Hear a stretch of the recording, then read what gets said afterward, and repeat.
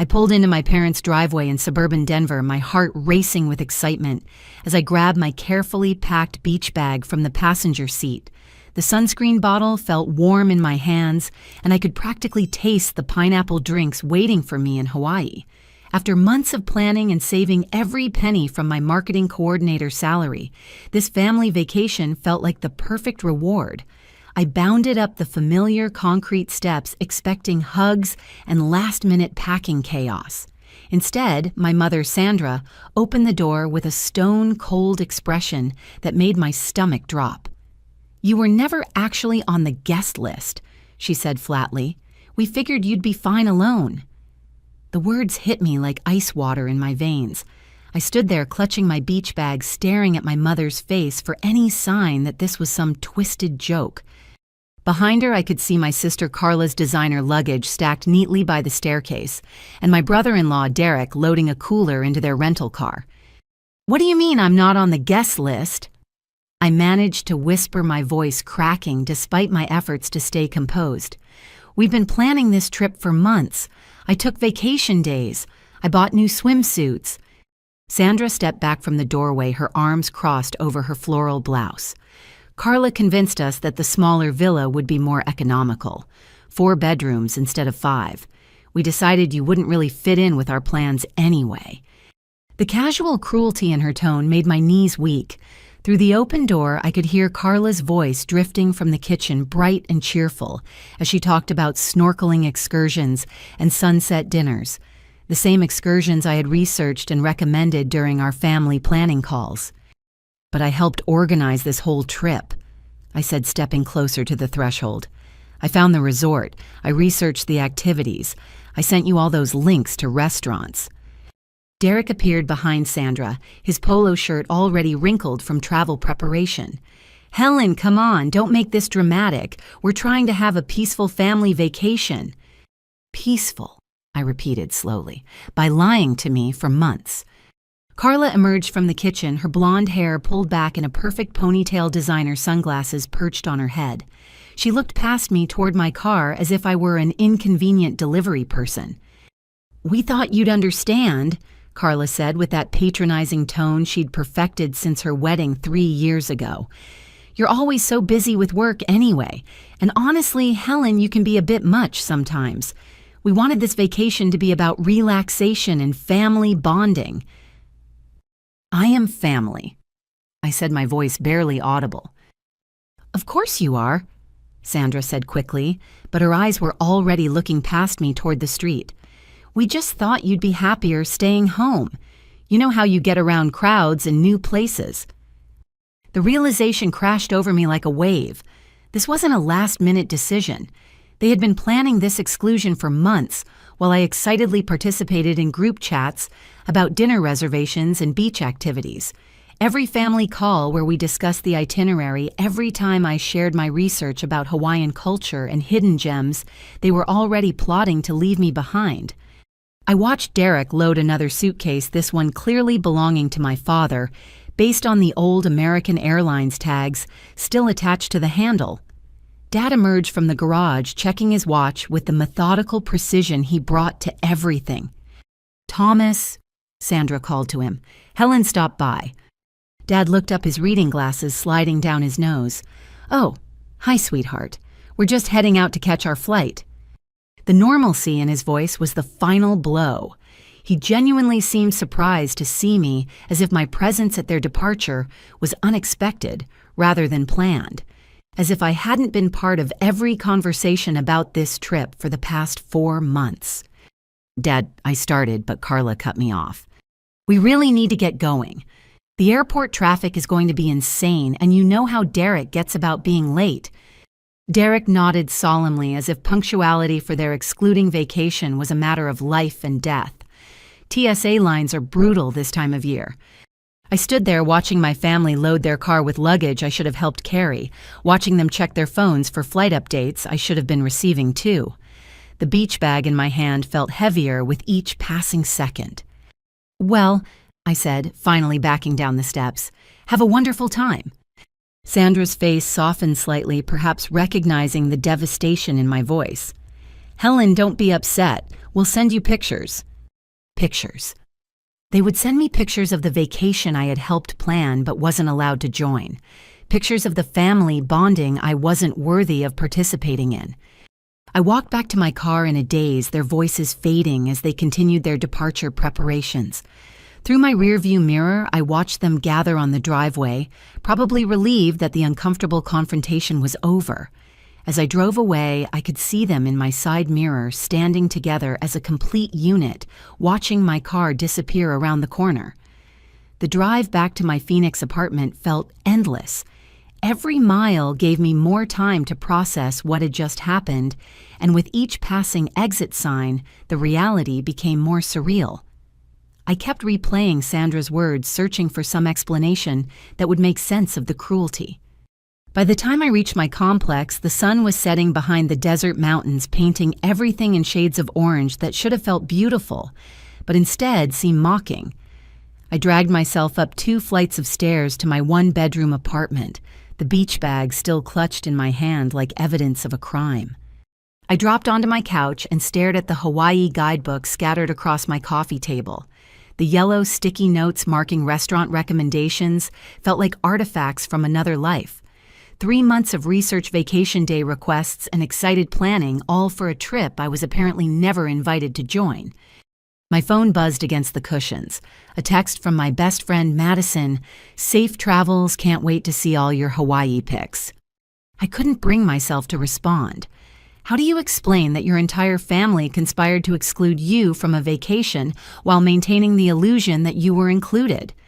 How do you admit that you were stupid enough to fall for months of lies? Around 10:30 that evening, my phone chimed with a notification from Venmo. My heart stopped when I saw Carla's name on the screen. Payment request from Carla Martinez, $4,800. The memo line read, "Your share of flights and villa, family trip expenses." I stared at the screen until the numbers blurred. They wanted me to pay $4,800 for a vacation they had deliberately excluded me from. My share of expenses for a trip where my presence was apparently so unwanted that they had lied to my face for months. I screenshot the request and set my phone aside, hands shaking with rage. The audacity was breathtaking. Not only had they planned this exclusion while pretending I was included, but they expected me to fund their betrayal.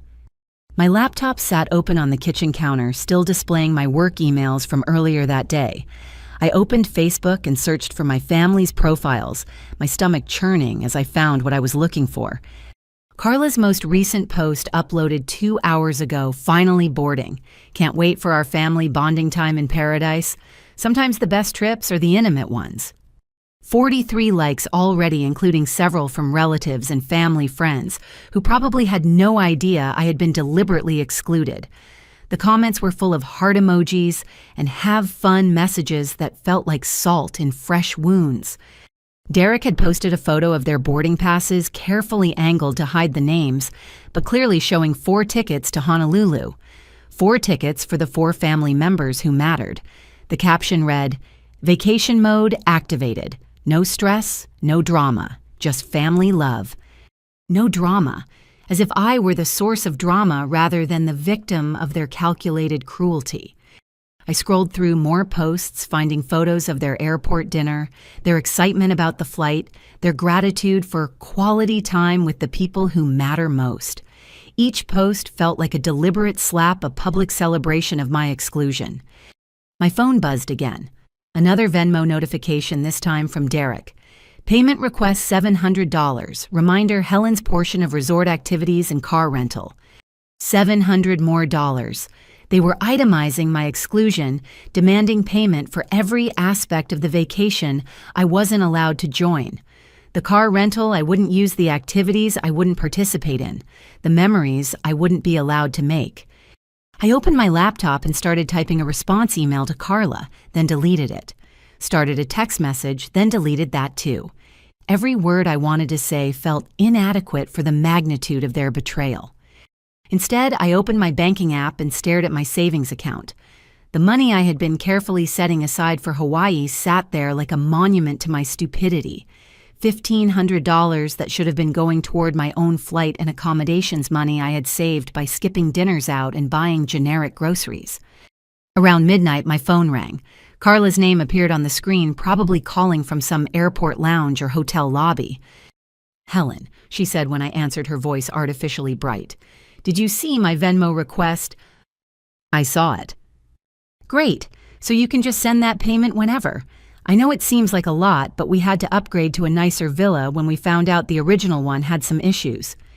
The lie came so easily to her that I almost admired the skill. Issues. Yeah, plumbing problems or something. Anyway, the new place is amazing. You would have loved it. Would have loved it. Past tense, as if my exclusion were some unfortunate accident rather than their deliberate choice. "Carla," I said slowly, "why exactly do you think I should pay for a vacation I'm not on?" Silence stretched between us, broken only by the sound of airport announcements in the background.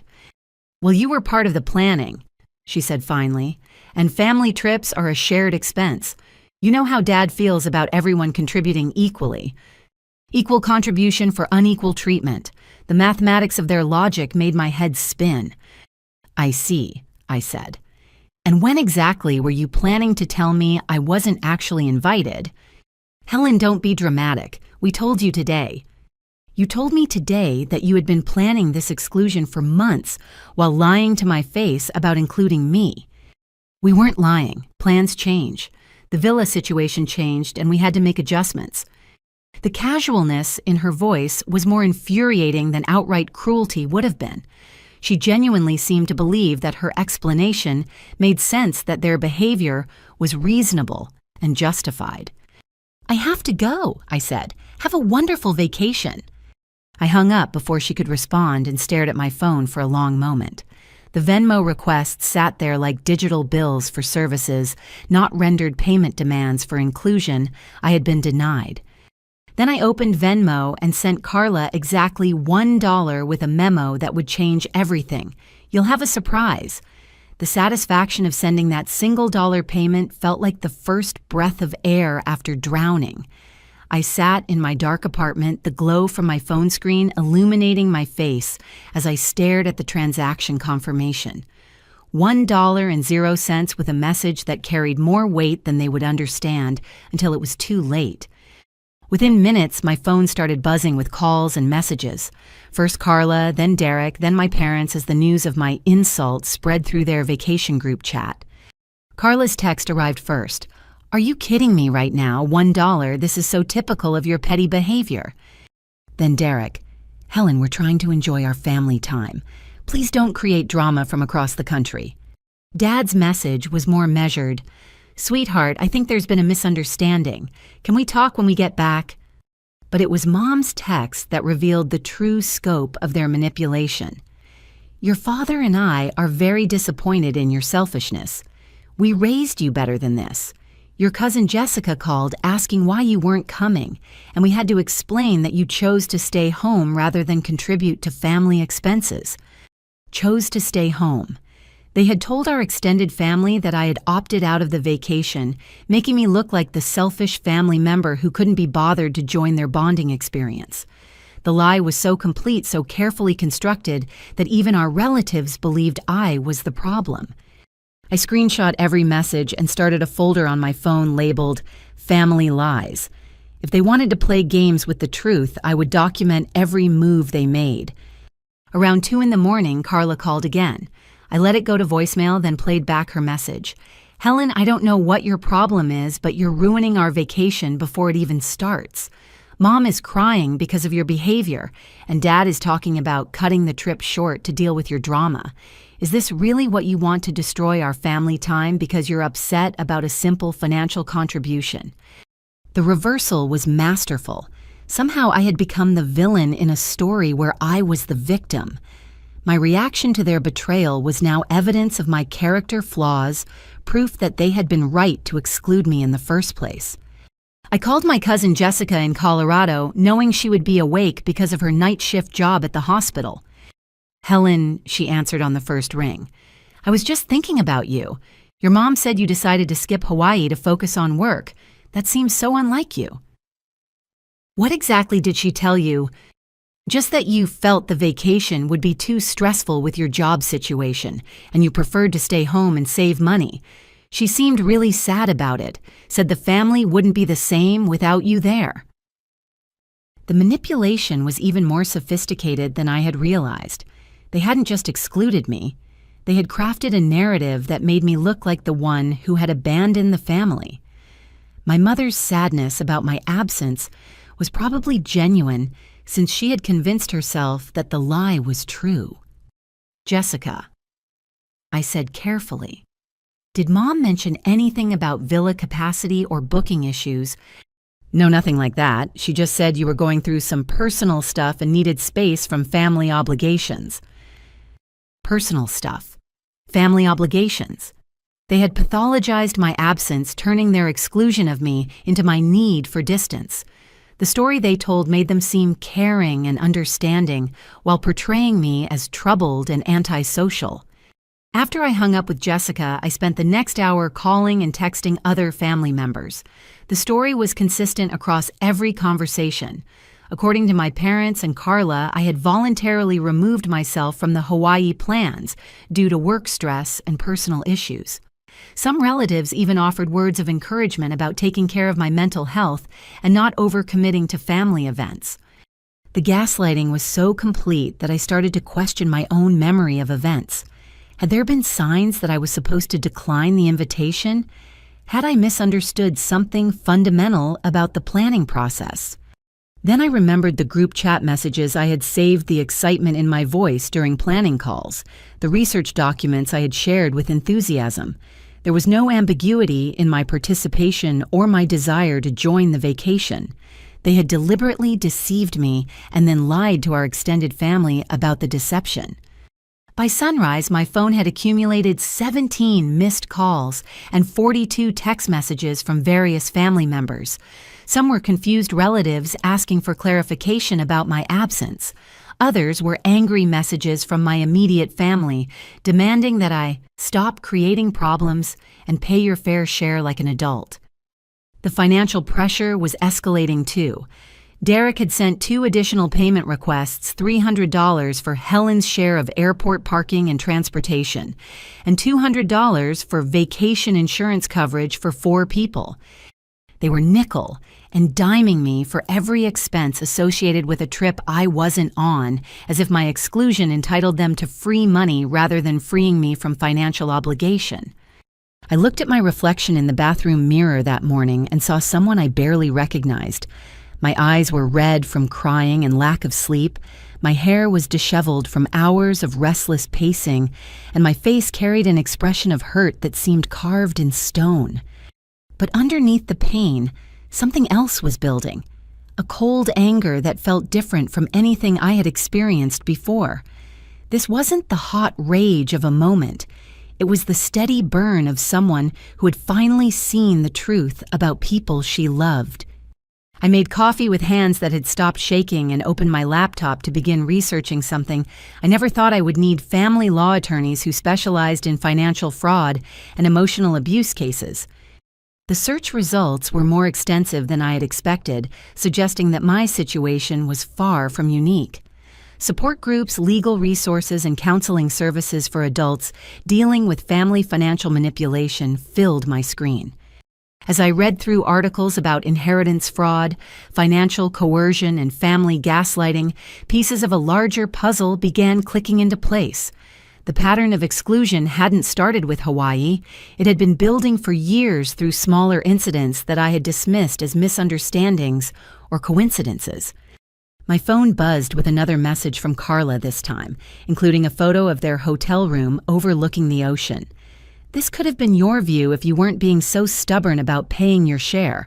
Last chance to make this right before we write you off completely." The threat was empty, but revealing. They needed my money more than they were willing to admit, which meant they were more vulnerable than they wanted me to know. I finished my coffee and made a decision that would change everything. The coffee had grown cold in my hands as I sat surrounded by printed emails, bank statements, and family photos that told a story I had been too naive to see. What I had initially dismissed as isolated incidents of thoughtlessness now formed a clear pattern of systematic exclusion and financial manipulation that stretched back years. I started with my grandmother's funeral 18 months ago. At the time, I had been hurt that Carla and my parents had made all the arrangements without consulting me, claiming they wanted to spare me the stress of planning during grief.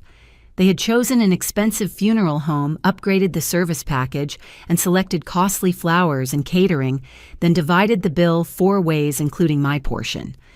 When I questioned some of the expenses, Carla had accused me of being selfish during our time of mourning and suggested that I didn't value grandmother's memory enough to give her a proper send-off. Shamed into compliance, I had paid my quarter of the bill without further protest. Now I could see the manipulation clearly. They had deliberately excluded me from decisions while ensuring I remained financially responsible for their choices. The pattern was identical to Hawaii exclude Helen from planning, make expensive decisions without her input, then demand payment while portraying any resistance as character flaws on my part. My laptop chimed with an email notification interrupting my investigation. The message was from a sender I didn't recognize, Jake Morrison, with the subject line, "Confusion about your family's Hawaii arrangements." I opened the email with growing confusion. "Hi, Helen. I hope this message finds you well. I'm the Uber driver who picked up your family from their house yesterday for their airport trip. During the ride, there was some discussion about you that left me feeling uncomfortable, and I think you should know what was said. Your sister Carla spent most of the drive complaining about how you always make family events difficult and expensive. She said you have a history of being unreliable and selfish, and that excluding you from the Hawaii trip was necessary for everyone else's peace of mind. Your mother agreed and added that you've been having emotional problems lately that make you inappropriate for family gatherings. Your father mentioned that you've been financially irresponsible and can't be trusted to contribute fairly to family expenses." I felt terrible listening to this conversation, especially since they continued talking about you for the entire 30-minute drive to the airport. They seemed to enjoy criticizing you, which struck me as mean-spirited regardless of any family issues. "I got your email address from the pickup address information. I hope that's okay, because I felt you deserved to know how they were talking about you behind your back. I have 3 sisters myself, and I would want to know if my family was bad-mouthing me to strangers. I hope this information is helpful rather than hurtful. They seem to expect you to pay for their vacation expenses despite not being included, which doesn't seem fair to an outsider. Best wishes, Jake Morrison." The email hit me like a physical blow. Not only had they excluded me and demanded payment, but they had spent their drive to the airport systematically destroying my reputation to a stranger. Every lie they told Jake was probably being repeated to other people in their lives, building a narrative where I was the problem family member who deserved exclusion and criticism. I forwarded Jake's email to my evidence folder and continued digging through my records. The pattern became more disturbing with each discovery. Last Christmas, they had planned a family ski trip to Aspen without mentioning it to me until 2 days before departure. When I expressed hurt at being left out, Carla had claimed they assumed I wouldn't be interested because I had mentioned being busy with work during a phone call weeks earlier.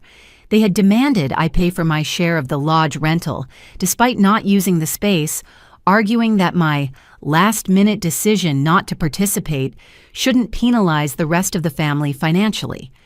The previous summer, they had organized a family reunion at my uncle's lake house in Michigan. I had learned about the gathering through a Facebook post from my cousin 2 days after it had concluded. When I asked why I hadn't been invited, Mom had claimed they forgot to add me to the planning group chat and suggested I was being overly sensitive about a simple oversight.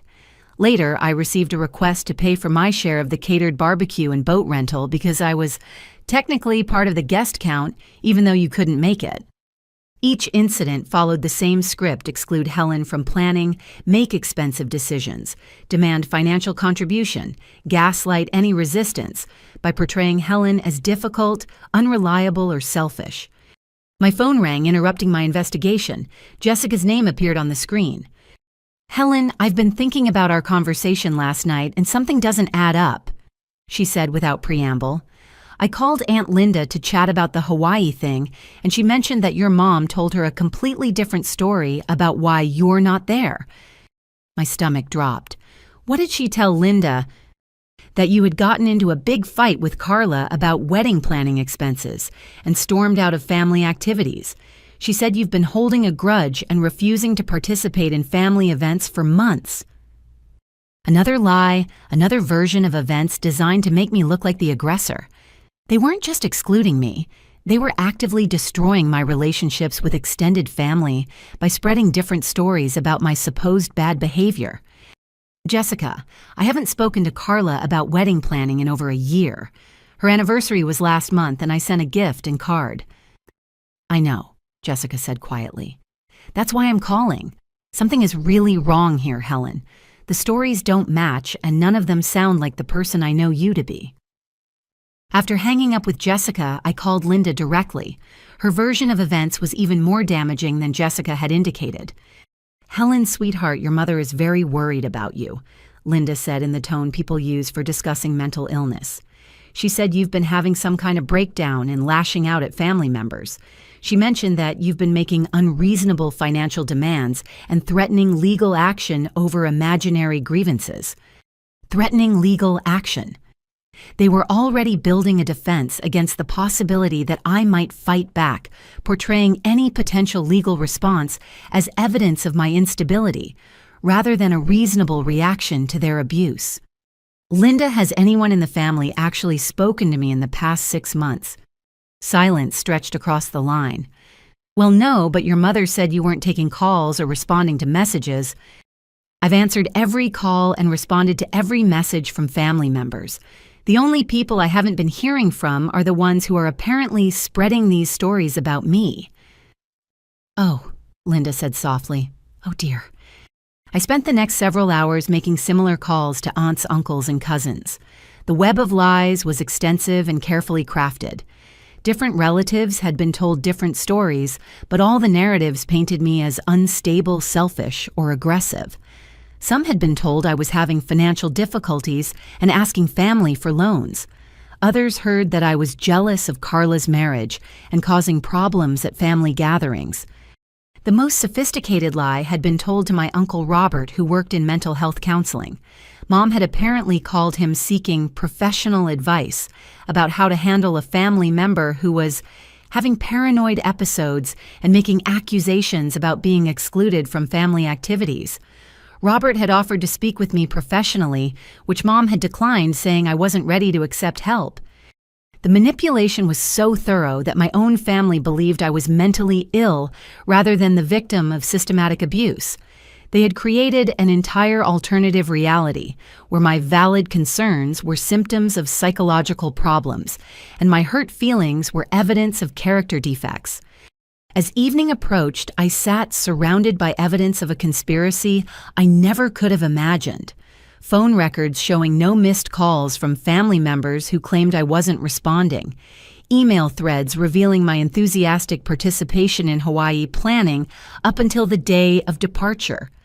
Bank statements documenting payment demands for events I had been excluded from. My phone buzzed with another message from Hawaii. This time, it was Dad. "Helen, your behavior is affecting your mother's health. She's not eating and can barely enjoy the vacation because she's worried about you. Please consider how your actions impact other people." The final manipulation making me responsible for Mom's emotional state during the vacation I wasn't allowed to join. Even their enjoyment of their betrayal was somehow my fault.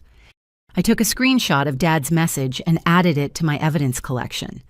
Then I made a decision that would change everything.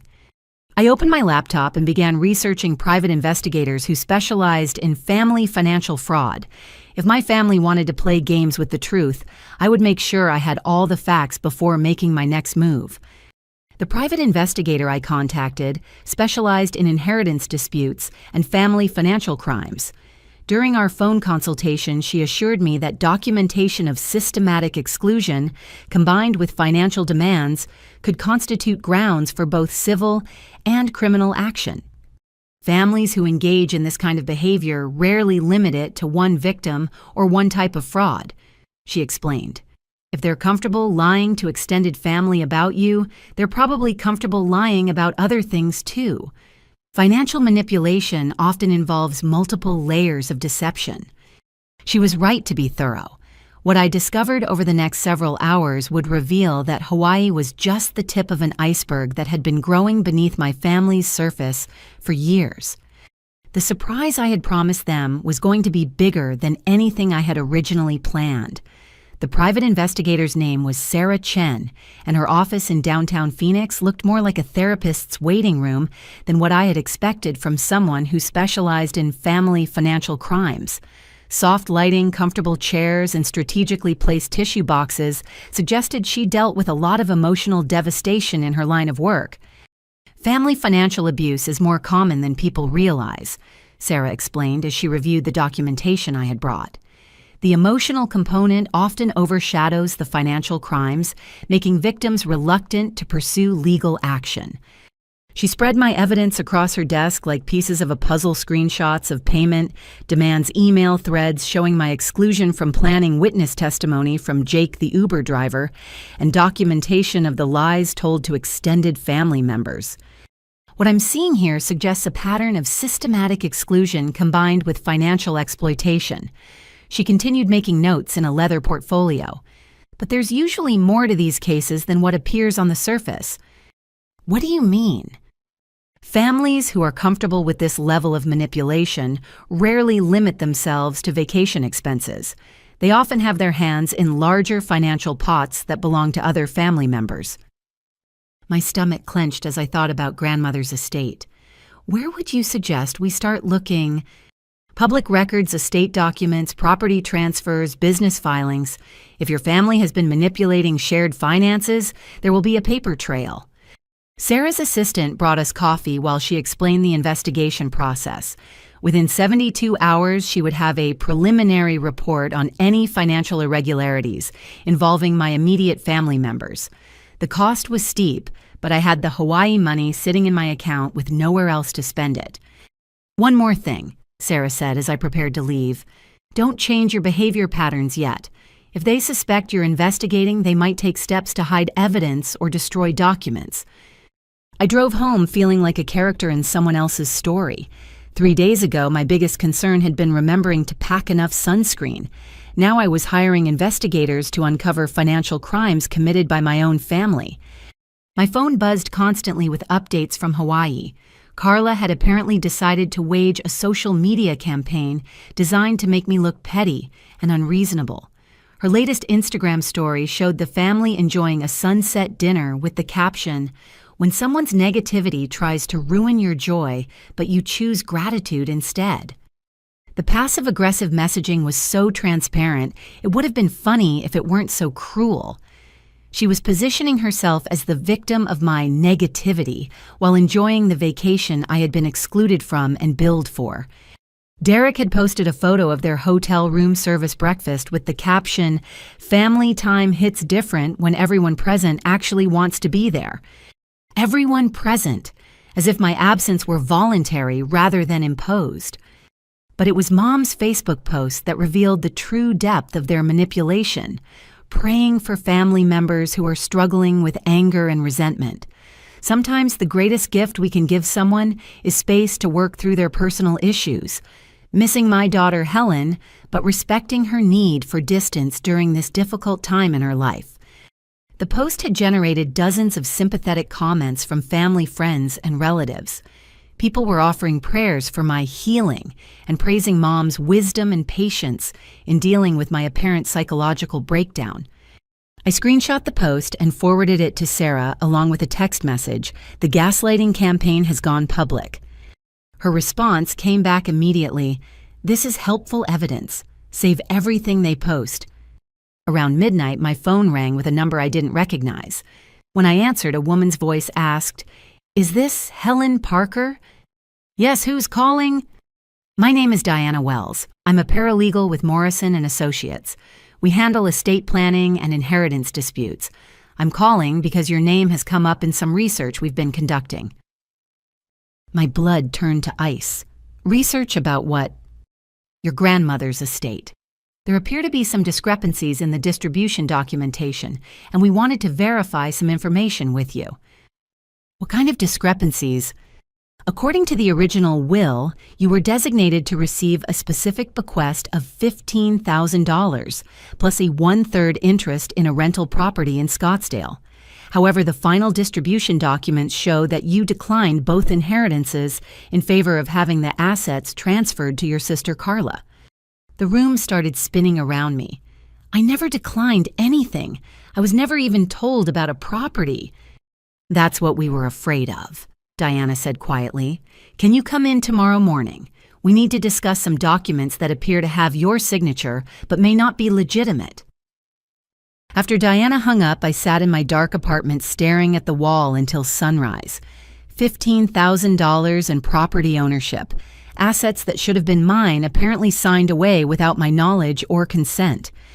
When Sarah called the next morning, her voice carried a tension that made my stomach clench. Helen, we need to meet immediately. What I've found is bigger than vacation expenses. Her office felt different when I returned, more like a war room than a therapy space. Documents covered every available surface, and Sarah's assistant was manning 2 laptops simultaneously. Your family has been very busy, Sarah said without preamble. The rental property your grandmother left you is currently generating about $1,800 per month in rental income. That's $21,600 per year that has been going to your sister instead of being split 3 ways among the grandchildren. She handed me a folder thick with photocopied documents. The property deed shows your name was removed and replaced with Carla's name approximately 18 months ago, right around the time of your grandmother's funeral, when I was too grief-stricken to pay attention to paperwork. Exactly. They used your emotional state to manipulate you into signing documents you probably didn't fully understand. The next document she showed me made my hands shake.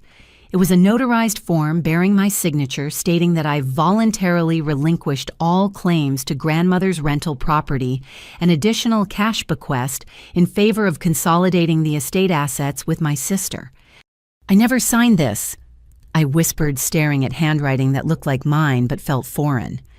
The notary stamp is from Derek's insurance office, Sarah's assistant added. He notarized the document himself, which creates some interesting legal questions about conflict of interest and potential fraud. Derek notarized a document that transferred my inheritance to his wife. It gets worse, Sarah continued. The property has been used as collateral for 2 separate loans totaling $47,000. If those loans default, the property could be seized, which would eliminate any remaining asset value. My inheritance hadn't just been stolen, it had been leveraged for additional debt that put the original asset at risk. What about the cash bequest? That money was used as the down payment for Carla and Derek's house. According to the mortgage documents, they purchased their home with a down payment of exactly $15,000, which matches the amount of your inheritance. I was staring at evidence that my family had systematically robbed me of my grandmother's gifts and used that money to finance their own lifestyle improvements. The rental property that should have been providing me with passive income was instead paying for their mortgage, and the cash that could have changed my financial situation had become equity in their home. Can we prove the signatures were forged? We're working on that. I've contacted a handwriting expert who specializes in inheritance fraud cases. But even if the signatures are legitimate, the circumstances surrounding the signing suggest coercion and misrepresentation. Sarah pulled out another document that made my vision blur with rage. It was an email thread between Carla and a real estate attorney dated just 2 weeks after grandmother's funeral.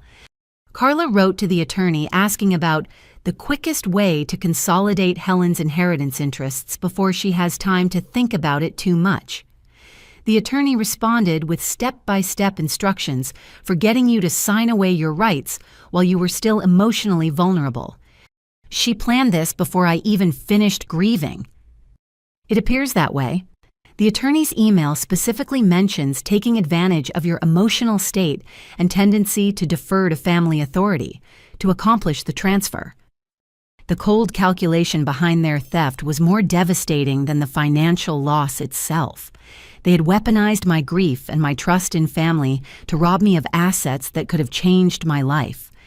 "There's one more thing," Sarah said, hesitating before handing me the final document. "The Hawaii vacation was paid for entirely with rental income from your property. The villa, the flights, the activities, everything. They used money that should have been partly yours to fund a vacation you weren't allowed to join." The perfection of their cruelty was breathtaking.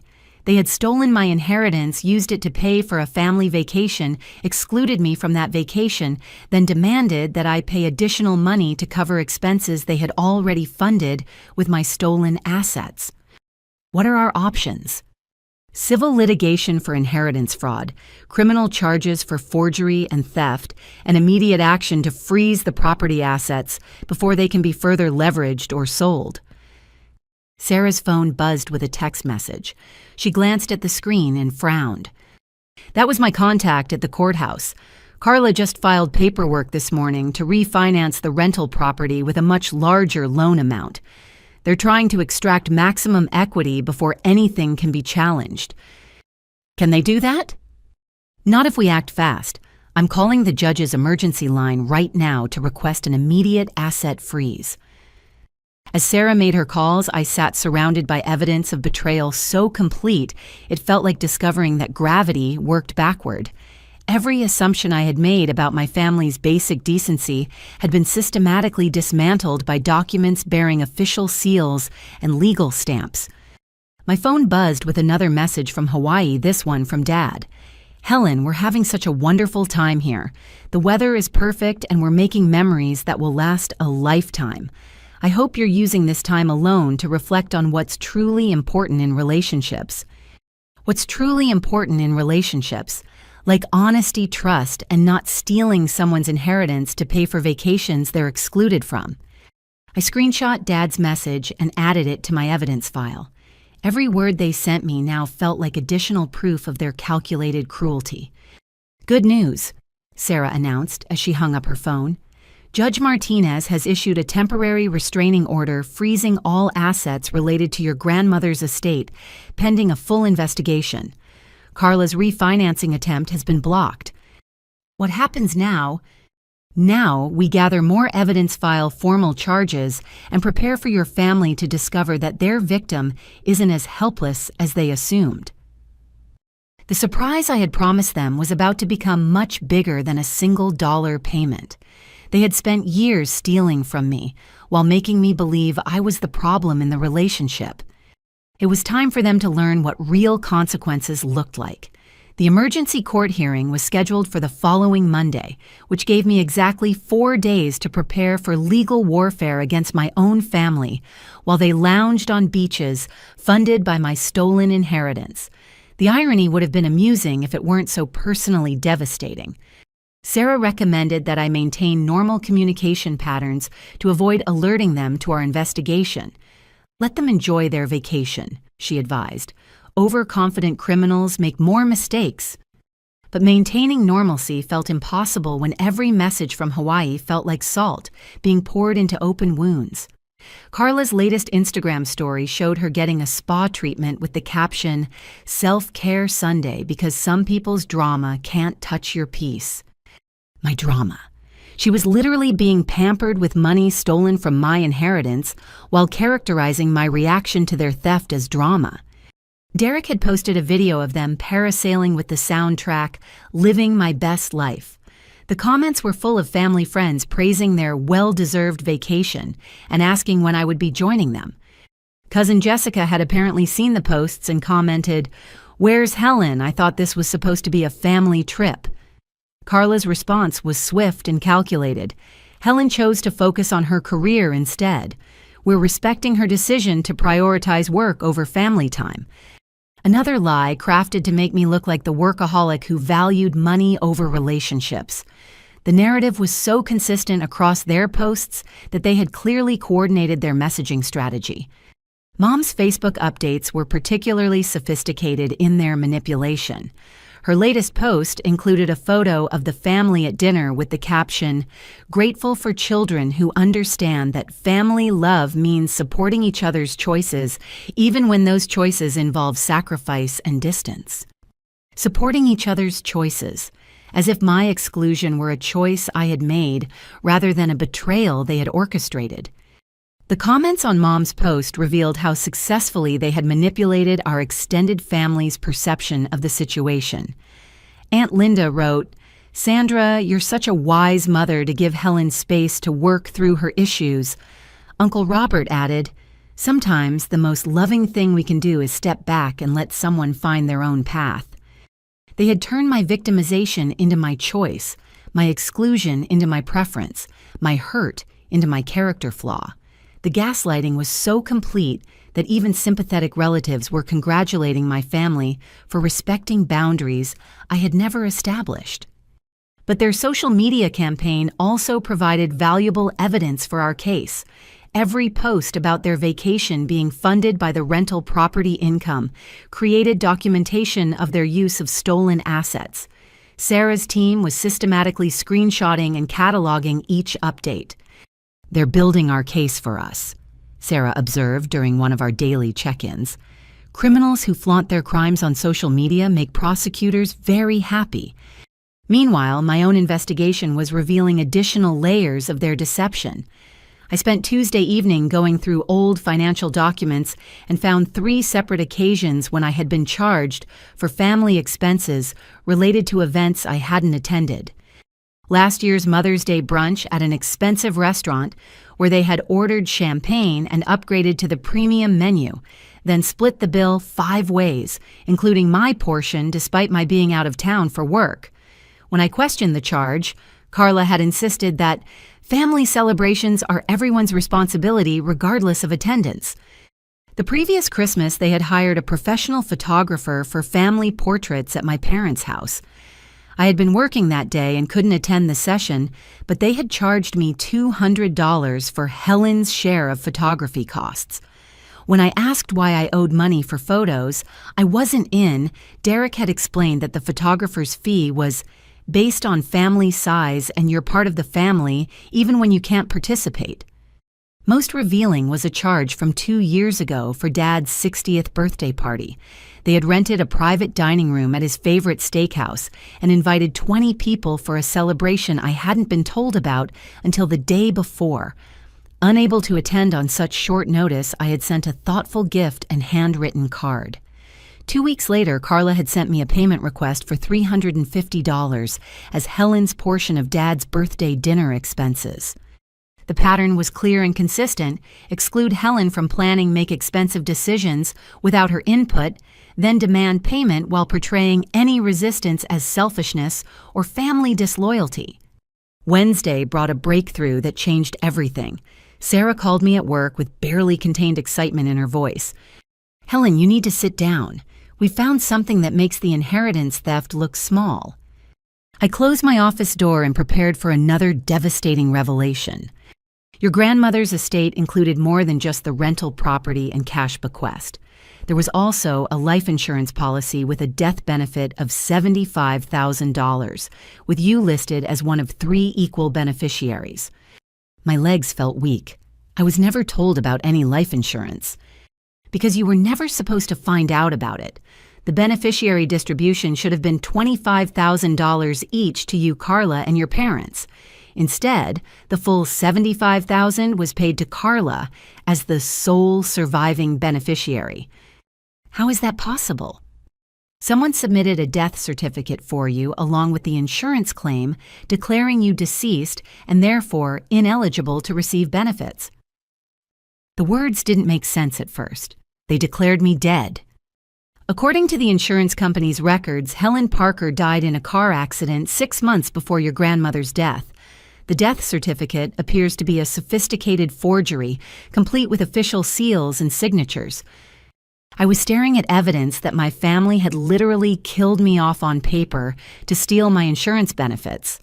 The theft of my inheritance was criminal, but this was something approaching evil. Who filed the fraudulent death certificate? Derek, in his capacity as the family's insurance agent. He had professional access to the forms and procedures necessary to create convincing documentation. Derek had used his professional credentials and industry knowledge to forge my death certificate and steal $75,000 from my grandmother's life insurance policy. The man who called me dramatic for objecting to vacation expenses had committed multiple felonies to rob me of benefits that would have changed my financial life completely.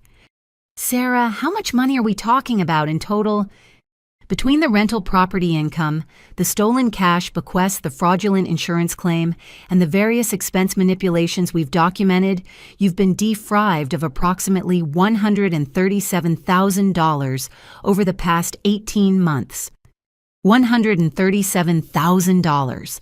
More money than I had ever imagined having stolen by people who portrayed themselves as loving family members concerned about my emotional well-being. What's our next move? Criminal charges for insurance fraud, forgery, and theft, civil litigation for damages and emotional distress, an immediate asset seizure to prevent them from hiding or spending any more of your money. Thursday brought the most satisfying phone call of my life. Sarah contacted me with an update that made me smile for the first time since this nightmare had begun. The FBI has taken over the insurance fraud investigation.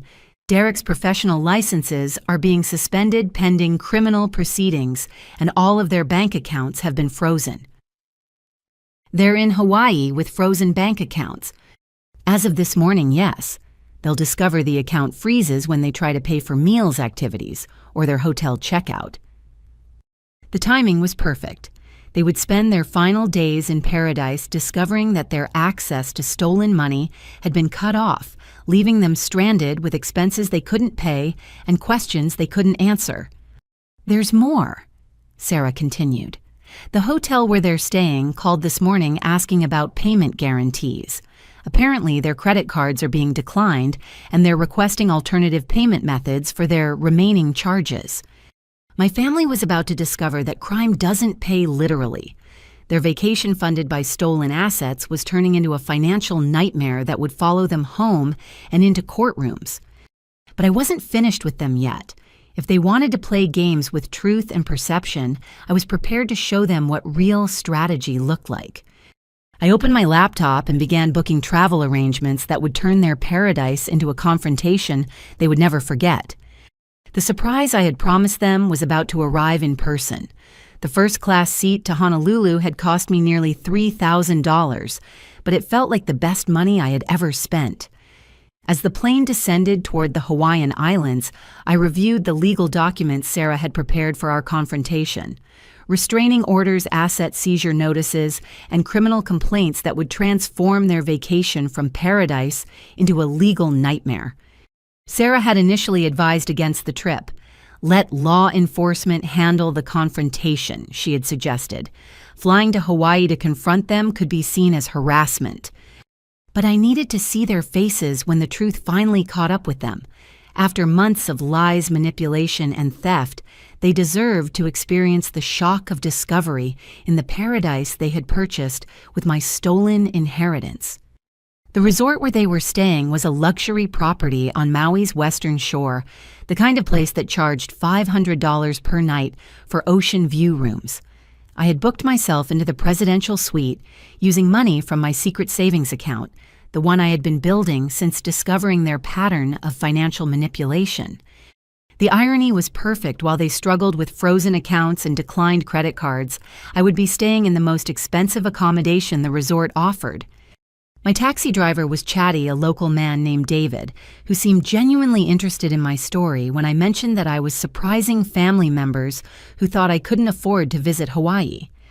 Family can be complicated, he observed as we wound through tropical landscapes that looked like postcards. Sometimes the people who are supposed to love you the most are the ones who hurt you the deepest. His words carried the wisdom of someone who had probably seen plenty of family drama during his years driving tourists around paradise. The resort was even more spectacular than the photos had suggested. Manicured gardens, infinity pools, and private beaches that stretched toward horizons painted in shades of turquoise. This was the vacation I had helped plan but been excluded from the paradise they had purchased with money stolen from my inheritance.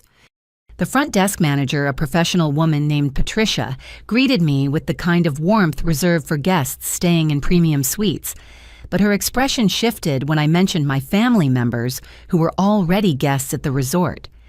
"The Parker family," she said, carefully checking her computer screen. "Yes, they're staying in one of our standard rooms. There have been some payment issues with their account." "What kind of payment issues?" Patricia glanced around to ensure our conversation remained private. "Their credit cards have been declining since this morning. They've been asking about alternative payment arrangements and seem quite stressed about the situation." Perfect. Their financial crimes were catching up with them in real time, creating exactly the kind of pressure I needed for maximum impact. "They also filed some complaints yesterday about a potential harassment situation," Patricia continued. "They claimed that a family member with mental health issues might attempt to contact them inappropriately during their vacation. The lies had followed them to Hawaii. Even here in paradise, they were preemptively portraying me as unstable and threatening to justify whatever reaction they might have to my presence." "I see," I said calmly. "Did they provide any specific information about this allegedly unstable family member?" "They describe someone who has been making unreasonable financial demands and exhibiting erratic behavior. They requested that hotel security be alerted if anyone matching the description attempted to contact them." Patricia's professional demeanor couldn't quite hide her discomfort with the situation. Apparently, my family's paranoid lies had created awkwardness with the resort staff. "That's interesting," I said, handing her my identification and reservation confirmation. "I'm Helen Parker, the allegedly unstable family member they've been warning you about. As you can see, I'm a legitimate guest who has paid for the presidential suite, and I have no criminal record or history of harassment." Patricia's eyes widened as she processed this information. "Oh my goodness, I'm so sorry. We had no way of knowing that their complaints were not accurate." "No apology necessary. But I thought you should know that the guests who have been making financial excuses and spreading stories about harassment are apparently comfortable lying to resort staff about family members." "This is very helpful information," Patricia said diplomatically. "We appreciate guests who help us understand complex situations." She upgraded my welcome amenities and assigned me a personal concierge, apparently recognizing that the real problem guests were the ones who couldn't pay their bills rather than the one who had booked the presidential suite. I spent the first hour in my suite reviewing the legal documents one final time and preparing for the confrontation that would change everything. The view from my balcony encompassed the entire resort, including the pool area where I could see 4 familiar figures lounging in chairs that would soon become very uncomfortable. Sarah called as I was getting ready to make my appearance. "Helen, the FBI wants to coordinate the timing of your confrontation with their evidence collection. Can you wait until tomorrow morning to approach them?" "How long do I need to wait?" "Just until they attempt to check out. Federal agents will be there to arrest Derek when he tries to dispute the credit card declines with resort management." The timing was perfect. They would spend their final night in paradise knowing that their financial crimes had been discovered, then face arrest in front of other resort guests and staff members. "What about Carla and my parents?" "They'll be arrested as accessories after Derek's initial charges are filed. The evidence of their participation in the inheritance fraud is overwhelming." I spent the evening preparing for the confrontation, ordering room service from the resort's premium restaurant and watching the sunset from my private balcony. Somewhere below me, my family was probably struggling to pay for dinner while making excuses about credit card problems. The irony was exquisite. I was dining on lobster and champagne in the presidential suite while they scraped together cash to cover basic expenses at the resort they had purchased with my stolen money. Around 9 o'clock, I received a text message from Carla. "Helen, we don't know what kind of legal nonsense you've been playing with, but our accounts are frozen and we're stuck in Hawaii until we can resolve this ridiculous situation. Your vindictive behavior is ruining our family vacation." Vindictive behavior. She was characterizing the recovery of my stolen assets as vindictiveness rather than justice. I sent back a simple response. I'm sure everything will work out exactly as it should. Her reply came immediately. What is that supposed to mean? Instead of answering, I turned off my phone and prepared for the performance of a lifetime. Tomorrow morning, they would discover that their victim had become their prosecutor and their paradise had become their courtroom. The surprise I had promised them was about to exceed their worst nightmares. The resort pool area was exactly as beautiful as I had imagined during months of planning this vacation, with crystal blue water, reflecting palm trees and tropical flowers that seemed too perfect to be real. The morning sun painted everything in golden light that should have felt peaceful, but instead felt like stage lighting for the drama about to unfold. I had chosen my outfit carefully, a flowing white sundress that photographed well in designer sunglasses that would hide my emotions during the confrontation. If this moment was going to be documented, I wanted to look composed and confident rather than vengeful or unhinged. My family's location was easy to identify. They were huddled around a table near the shallow end, their voices carrying across the water as they engaged in what appeared to be an intense financial discussion. Even from a distance, their body language suggested stress and frustration that contrasted sharply with the relaxed atmosphere of other guests. I ordered a tropical drink from the poolside bar and asked the bartender to add extra garnish. Make it look Instagram-worthy, I requested. I want to celebrate something special. As I approached their table, drink in hand and smile on my face, I could hear fragments of their conversation that confirmed everything Sarah had predicted. The bank says it's a federal investigation, Derek was saying in a voice tight with panic. They won't give me any details, but all our accounts are frozen pending some kind of review. This has to be connected to Helen's legal threats, Carla replied. She's probably filed some frivolous lawsuit trying to get attention and money. Dad was studying a hotel bill with the focused intensity of someone trying to solve an impossible math problem. We need to find a way to pay for checkout tomorrow. The hotel is demanding a different credit card or cash payment. Maybe we can call Uncle Robert for a loan, Mom suggested. He has money set aside for emergencies. Uncle Robert, who thought I was having paranoid episodes about being excluded from family activities. The irony was perfect. I took a deep breath and walked directly to their table, my sandals clicking against the pool deck with each confident step. Good morning, family, I said brightly, setting my drink down on their table with a gentle clink that made all four of them look up simultaneously. Derek's reaction was immediate and dramatic. He had been mid-sip of what appeared to be coffee, and the shock of seeing me caused him to inhale rather than swallow. The choking sound that resulted was loud enough to attract attention from nearby guests, followed by violent coughing that turned his face red. Carla's response was even more spectacular. She let out a scream that started low and built to a volume that could probably be heard 3 floors up in the hotel rooms. Other guests turned to stare, some reaching for their phones to record what appeared to be a medical emergency. "What are you doing here?" she shrieked, her voice cracking on the higher notes. "How did you find us? Are you stalking us?" Mom immediately started making hushing gestures, apparently aware that Carla's volume was creating a scene that would be difficult to explain to other guests. "Helen, sweetheart, what a surprise to see you here." "Is it?" I asked, maintaining my bright tone while settling into an empty chair at their table.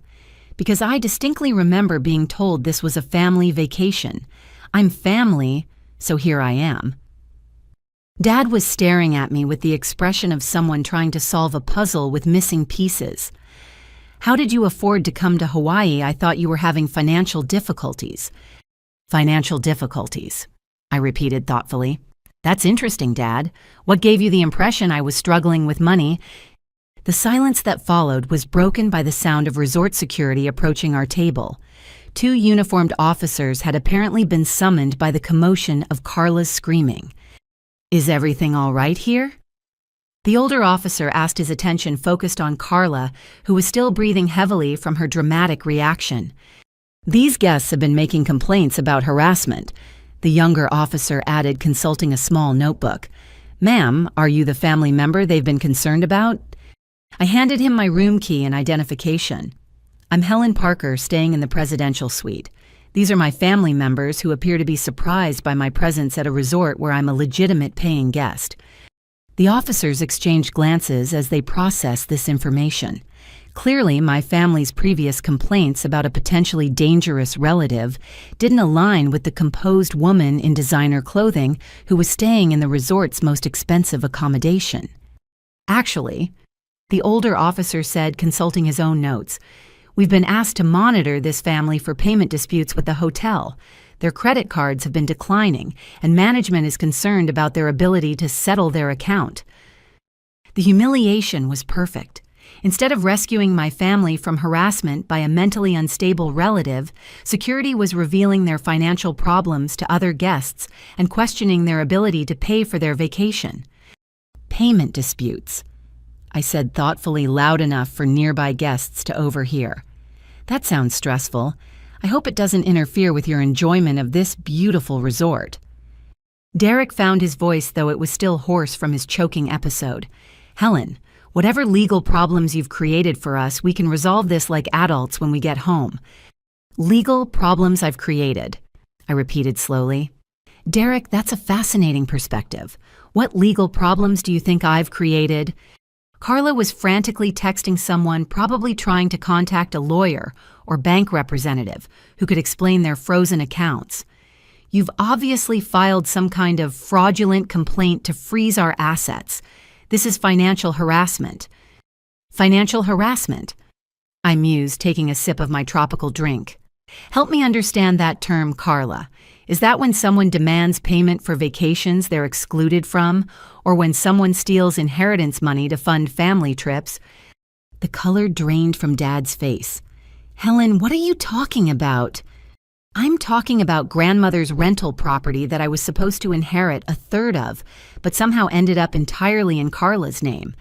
I'm talking about the $15,000 cash bequest that became the down payment for Derek and Carla's house. I'm talking about the $75,000 life insurance policy that was paid to Carla as the sole surviving beneficiary, after someone filed a death certificate claiming I had died in a car accident."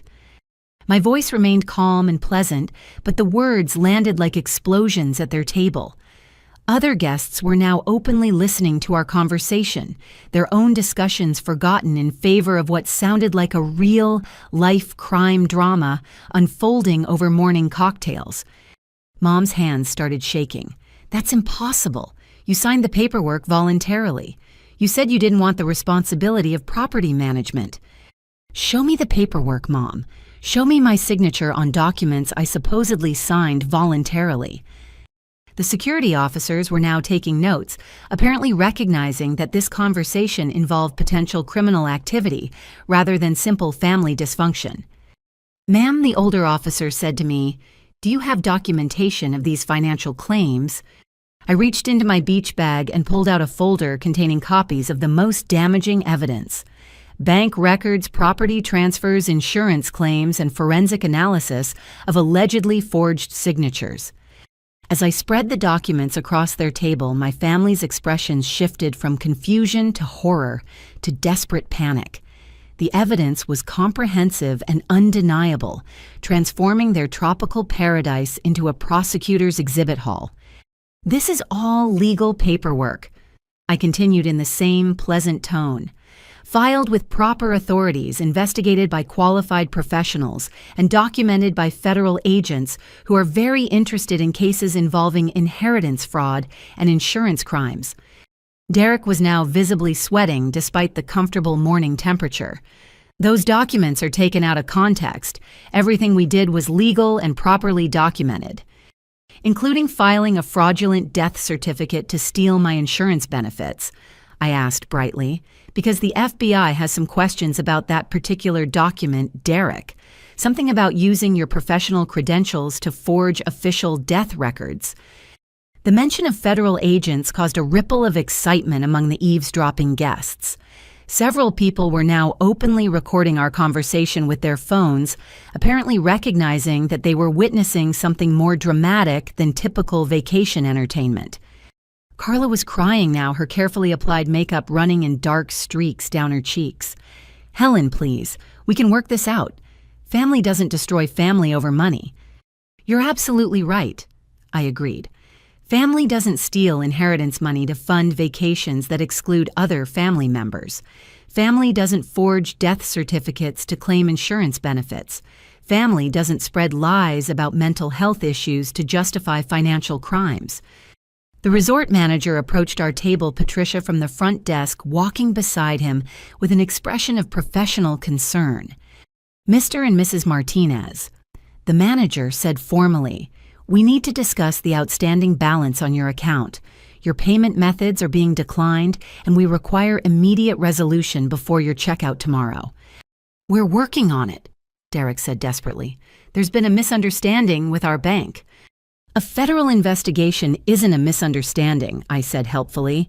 It's usually the result of criminal activity being discovered by law enforcement agencies. The manager's eyebrows rose. Federal investigation. Inheritance fraud, insurance fraud, and forgery, I explained cheerfully.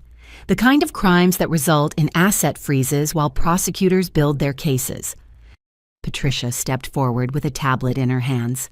Sir, we've received a call from federal agents requesting that we preserve all records related to your stay.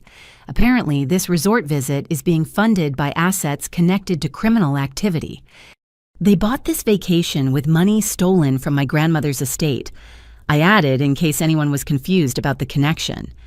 The crowd of onlookers was growing larger, with guests abandoning their own poolside activities to watch what had become the most entertaining event of their vacation. Several people were live streaming the confrontation, apparently recognizing that they were witnessing something worth sharing with the internet. Derek stood up abruptly, his chair scraping against the concrete. We don't have to listen to this. We're legitimate guests at this resort. Legitimate guests who can't pay their bills, the security officer observed, and who appear to be involved in federal criminal investigations. Sir, the manager added, we're going to need you to return to your room while we contact the appropriate authorities about this situation. As my family was escorted away by security, I remained at their table, finishing my tropical drink and reviewing the legal documents that had transformed their paradise into a crime scene.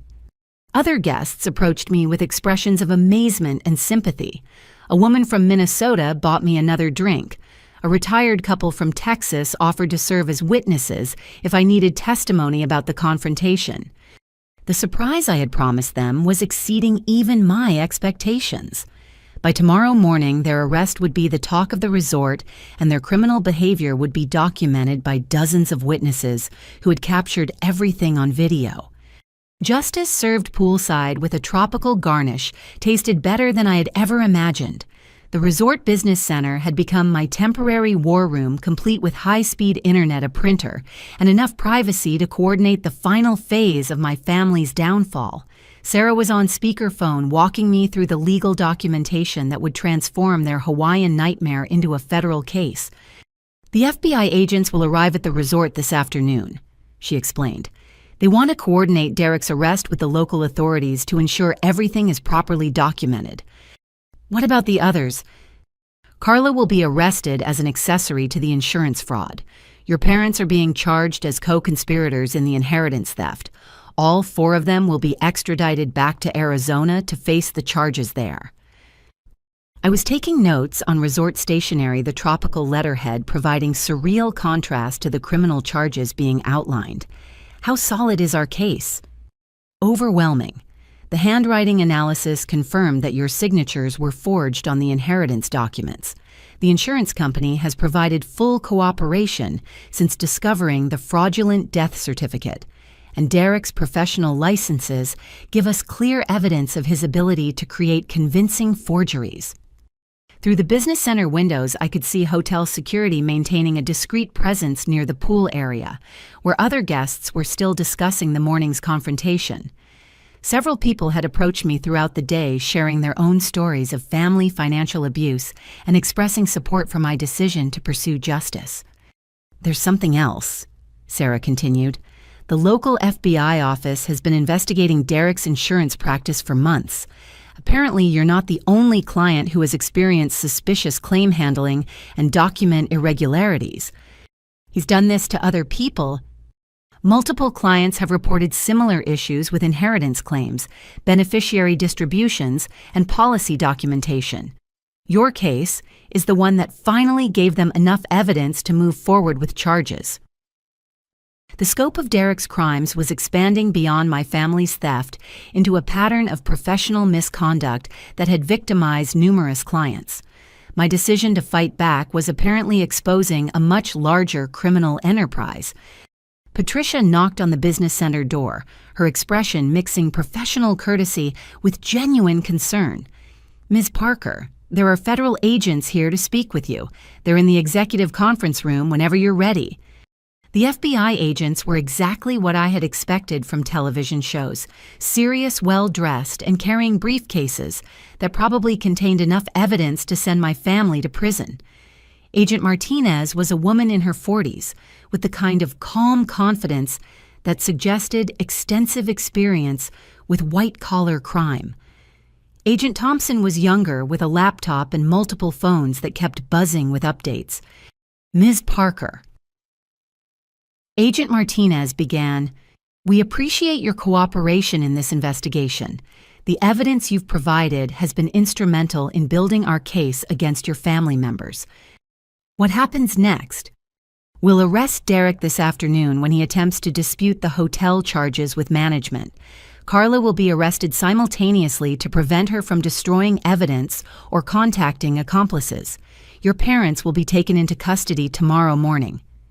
Agent Thompson looked up from his laptop. "We've also executed search warrants for their homes and offices. Derek's insurance files contain evidence of fraud involving at least 12 other clients over the past 3 years. 12 other clients, inheritance disputes, beneficiary changes, policy modifications, suspicious death claims. Your brother-in-law has been very busy using his professional access to manipulate insurance paperwork for personal gain." The magnitude of Derek's crimes was staggering. My family's theft of my inheritance was just one example of a systematic pattern of insurance fraud that had been operating for years. "What about the money?" "Full restitution plus damages," Agent Martinez assured me. "The rental property will be transferred back to your name. The insurance money will be recovered with interest, and you'll receive compensation for the emotional distress and legal expenses." Through the conference room windows, I could see my family gathering near the hotel check-in desk, apparently attempting to resolve their payment issues with increasingly desperate explanations. Derek was gesturing emphatically, while Carla held her phone to her ear, probably trying to contact lawyers or bank representatives who couldn't help them. "They still don't understand what's happening," I observed. "That's common in white-collar crime cases," Agent Thompson explained. "Criminals often believe they can talk their way out of consequences until the handcuffs actually appear." Agent Martinez opened her briefcase and pulled out a thick stack of documents. "These are the formal charges being filed against each family member. We'll need you to review and sign the victim impact statements." Reading through the charges was like reviewing a catalog of betrayal conspiracy to commit inheritance fraud, insurance fraud, forgery, grand theft, elder abuse, and racketeering. Each charge carried potential sentences ranging from several years to several decades in federal prison. Elder abuse. Your grandmother's estate was manipulated while she was still alive but mentally compromised, Agent Martinez explained. Derek convinced her to change beneficiary designations and property transfers during the final months of her life, when she was receiving hospice care. Even in death, grandmother had been victimized by their greed. They had manipulated a dying woman to steal from her grandchildren, showing a level of callousness that exceeded anything I had previously imagined. My phone buzzed with a text from Derek. "Helen, federal agents are asking the hotel about our stay. Whatever lies you've told them, we can clear this up if you just talk to us reasonably." Lies. He was still characterizing documented evidence of their crimes as lies, apparently believing that the right conversation could make federal investigations disappear. I showed the message to Agent Martinez, who smiled grimly. He'll be saying the same thing during his interrogation this afternoon, right up until we show him the forensic evidence of his signature forgeries. Can I watch the arrests? We'd prefer that you maintain distance for safety reasons, Agent Thompson said. But the arrests will be well documented, and you'll receive copies of all relevant footage. Through the windows, I could see hotel security approaching my family's location. The arrests were beginning transforming their luxury vacation into a very public legal nightmare that would follow them for years. My phone buzzed again this time with a call from Mom. I answered on speakerphone so the agents could hear the conversation. "Helen, sweetheart, there are police officers here asking about some kind of investigation. Can you please explain what's going on?" "I'm recovering the money you stole from me," I said calmly. "The inheritance money, the insurance money, and the rental property income that should have been mine." "We didn't steal anything," Mom said desperately. "Those were legal transfers that you agreed to." "Show them the paperwork with my actual signature," I suggested. "Show them the documents I supposedly signed voluntarily." Silence stretched across the connection, broken by the sound of voices in the background, giving what sounded like legal warnings about the right to remain silent. "Helen, please don't do this to your family," Mom whispered. "We love you." "People who love me don't steal my inheritance and exclude me from family vacations," I replied. "People who love me don't spread lies about my mental health to justify financial crimes."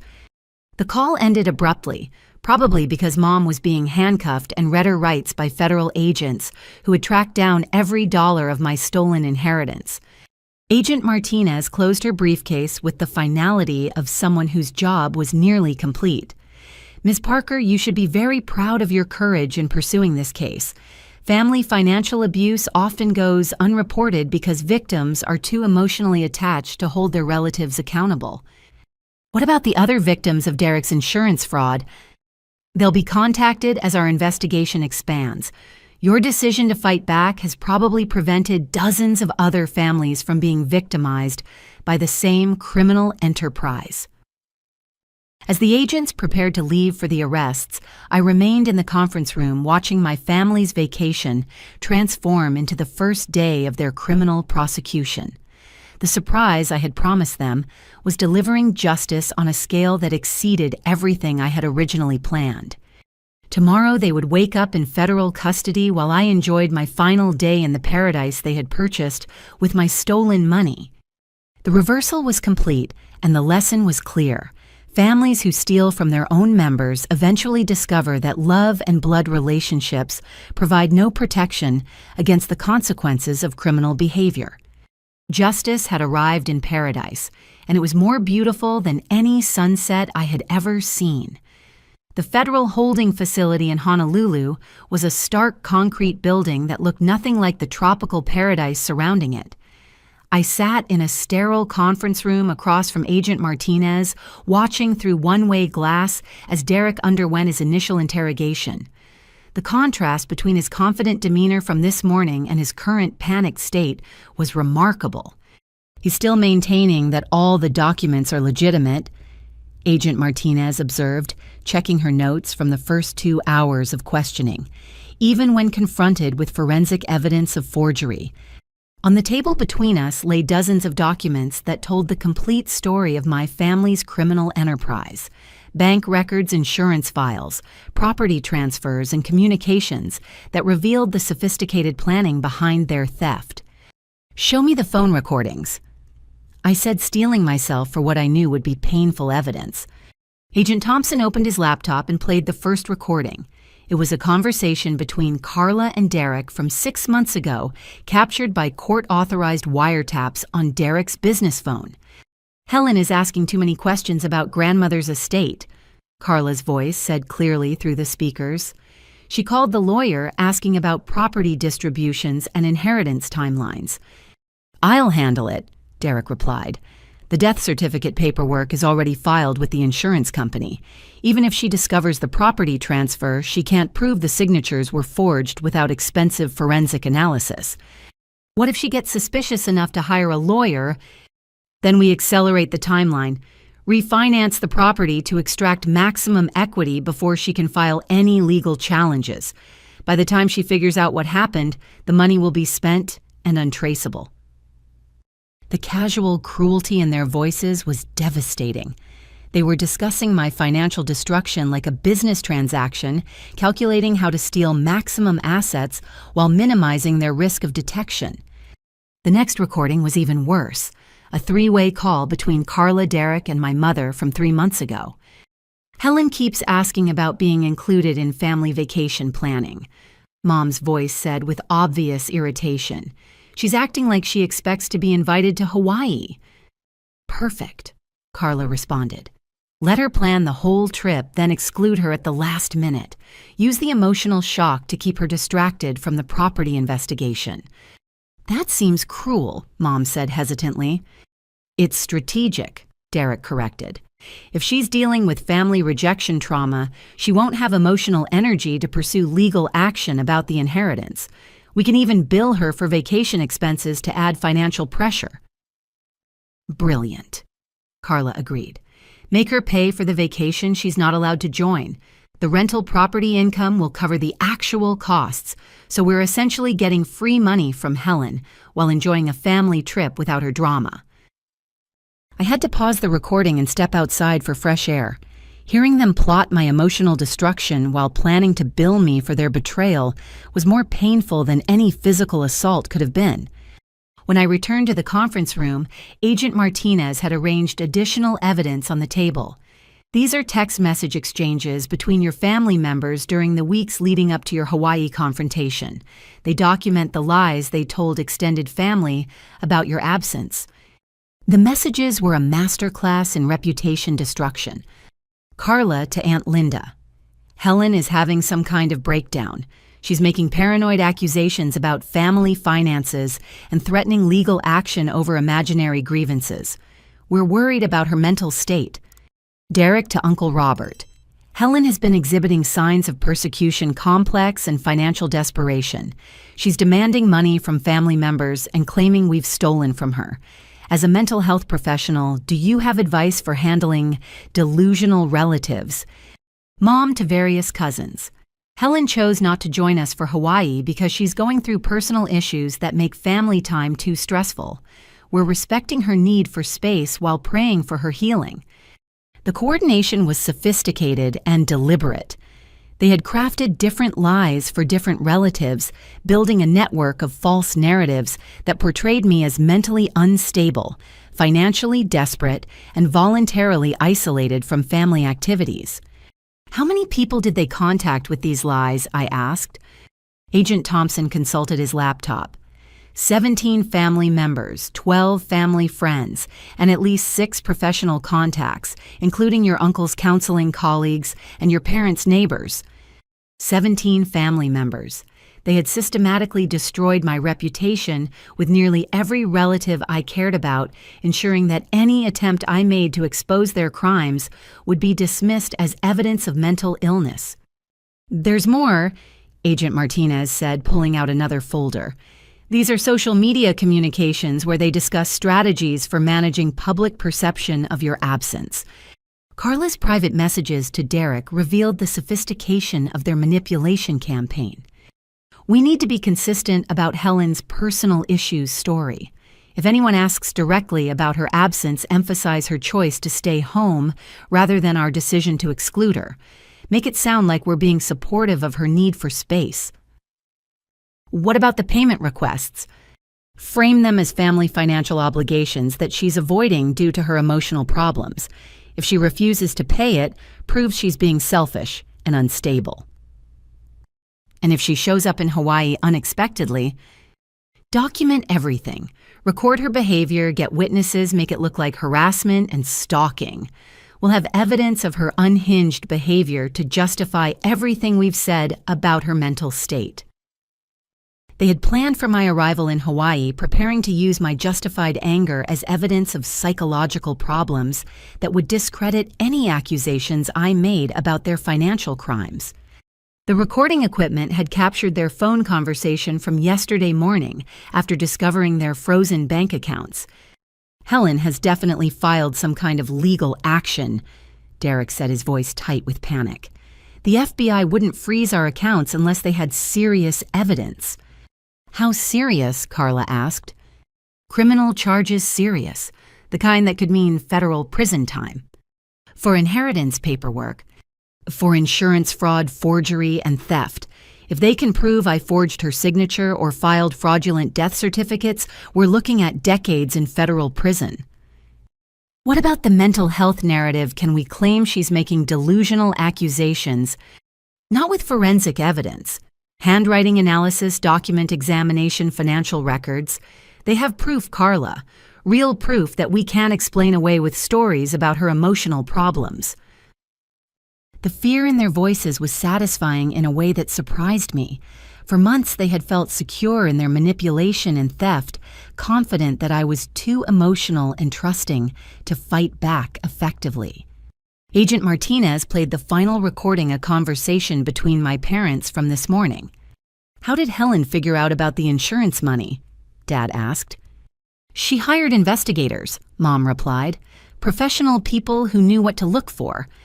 Can we return the money and avoid prosecution? It's too late for that. The FBI agent said they're treating this as organized crime because of Derek's professional involvement and the multiple fraud counts. Organized crime. Racketeering charges, Thomas. They're saying we operated a criminal enterprise to systematically steal from family members. We were just trying to consolidate family assets efficiently. We were stealing from our daughter and lying to cover it up. The insurance money alone is a federal felony with mandatory prison time.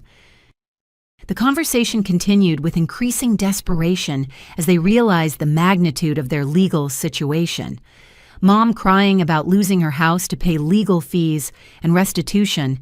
Dad talking about the shame of being arrested in Hawaii in front of other tourists. Do you want to see the video footage from their arrests? Agent Thompson asked. I nodded, knowing I needed to witness the moment their crimes finally caught up with them. The first video showed Derek being handcuffed in the hotel lobby, while other guests recorded the scene with their phones. His protests about the arrests being a misunderstanding were clearly audible, along with his demands to speak with lawyers who could clear up this confusion. Carla's arrest was more dramatic.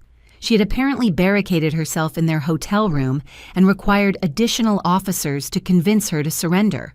The footage showed her being led through the hotel hallway in handcuffs while screaming about false accusations and family betrayal. She kept insisting that you were mentally ill and making up lies about inheritance theft, Agent Thompson noted. Even when confronted with forensic evidence, she maintained that the whole investigation was based on delusional accusations. My parents' arrests were quieter, but equally devastating. Dad maintained dignified silence while being processed, but Mom broke down completely when she realized that their crimes were being filmed by other resort guests. The videos have already been shared on social media, Agent Martinez informed me. Your family's arrests are becoming viral content, with thousands of people commenting about inheritance fraud and family financial abuse. The public humiliation was an unexpected bonus. Their crimes were being exposed not just to law enforcement and family members, but to complete strangers who were sharing their story as an example of justice being served. What about the other victims of Derek's insurance fraud? We've contacted them all. 12 families who lost inheritance money, insurance benefits, or property assets due to Derek's document manipulation. They're forming a class action lawsuit that will ensure he never works in insurance again. 12 other families. My decision to fight back had exposed a criminal enterprise that had been operating for years, stealing from people during their most vulnerable moments of grief and loss. Agent Thompson closed his laptop and began organizing the evidence files. Ms. Parker, your case has become a model for how family financial abuse should be investigated and prosecuted. The FBI is using your documentation methods to train agents who handle similar cases.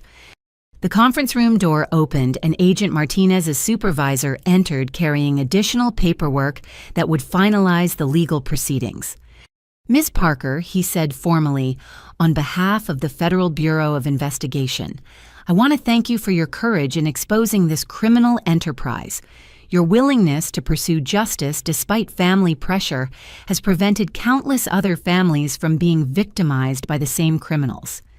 As I signed the final victim impact statements, I reflected on how completely the situation had reversed. This morning, my family had been confident criminals enjoying a vacation funded by stolen money. Tonight, they were federal prisoners facing decades in jail while their crimes became international news. The surprise I had promised them had exceeded even my expectations, delivering justice on a scale that would change their lives forever.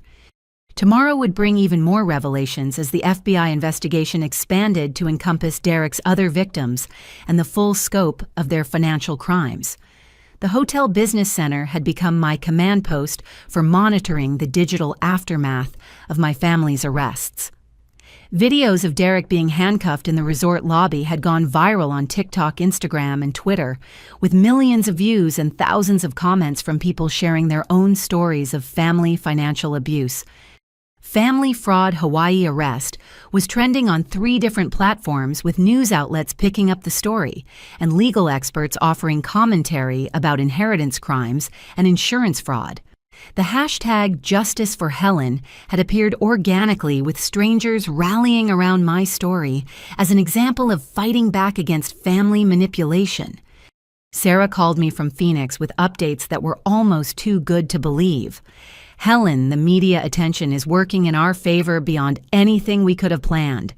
Derek's insurance company has fired him and is cooperating fully with federal investigators to avoid criminal liability for his actions. What about the other victims? They're coming forward in droves.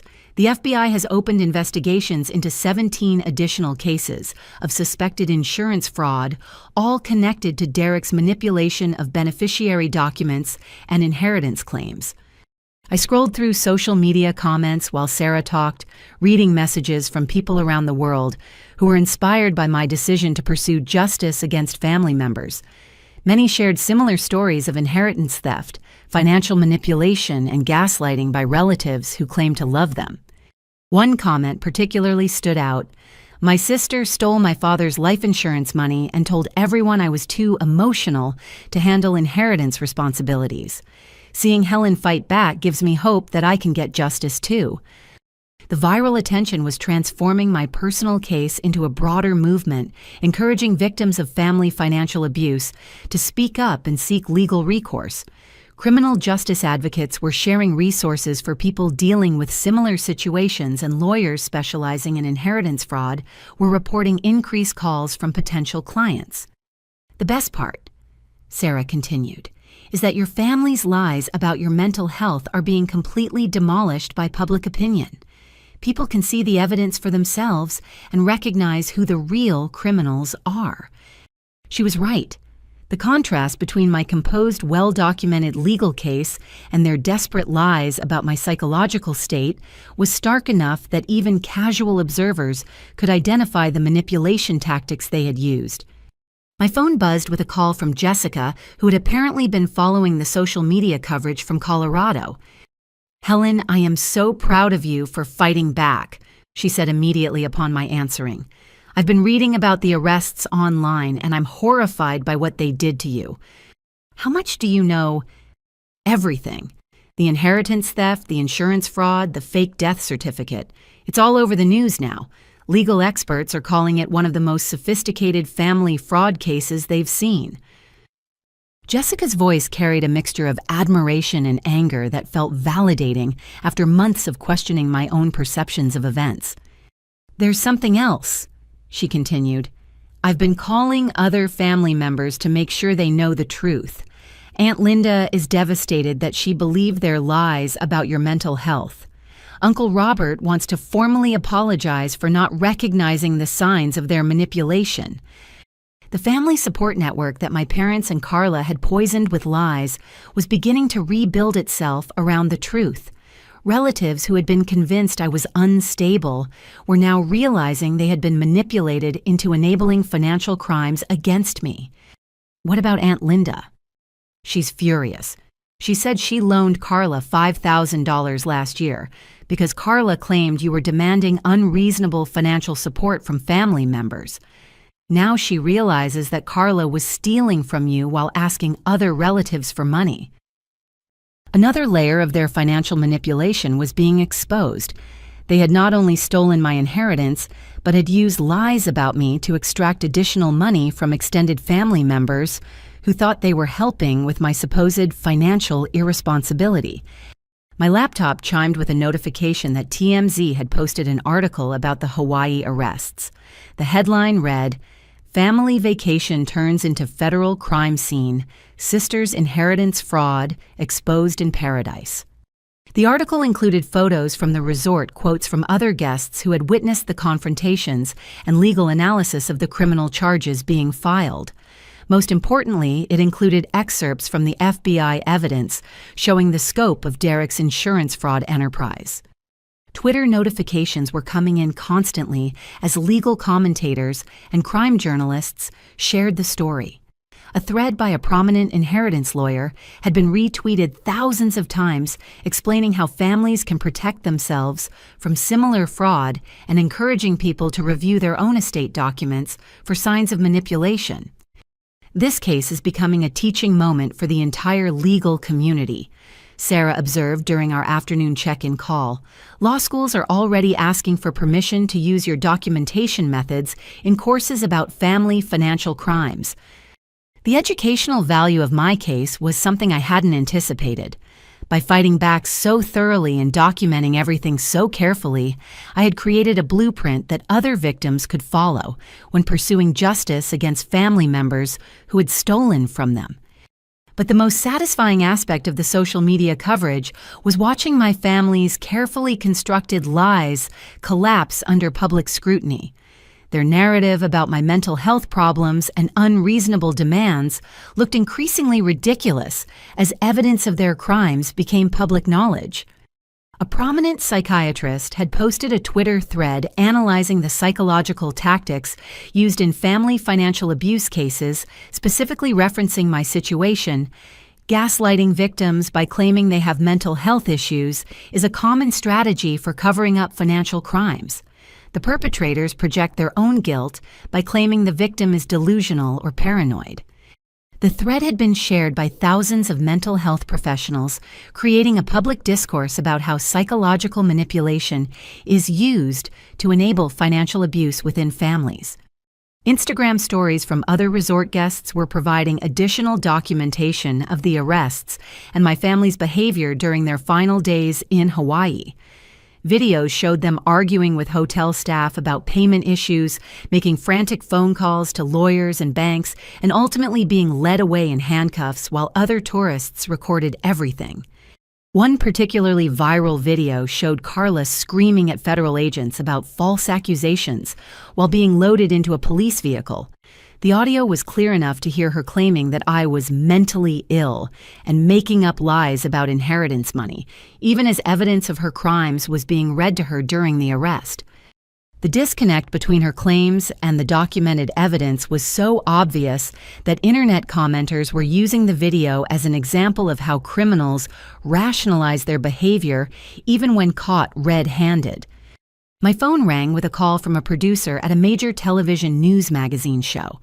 They wanted to interview me about family financial abuse and my decision to pursue federal charges against my immediate family. "We think your story could help other victims recognize similar patterns in their own families," the producer explained.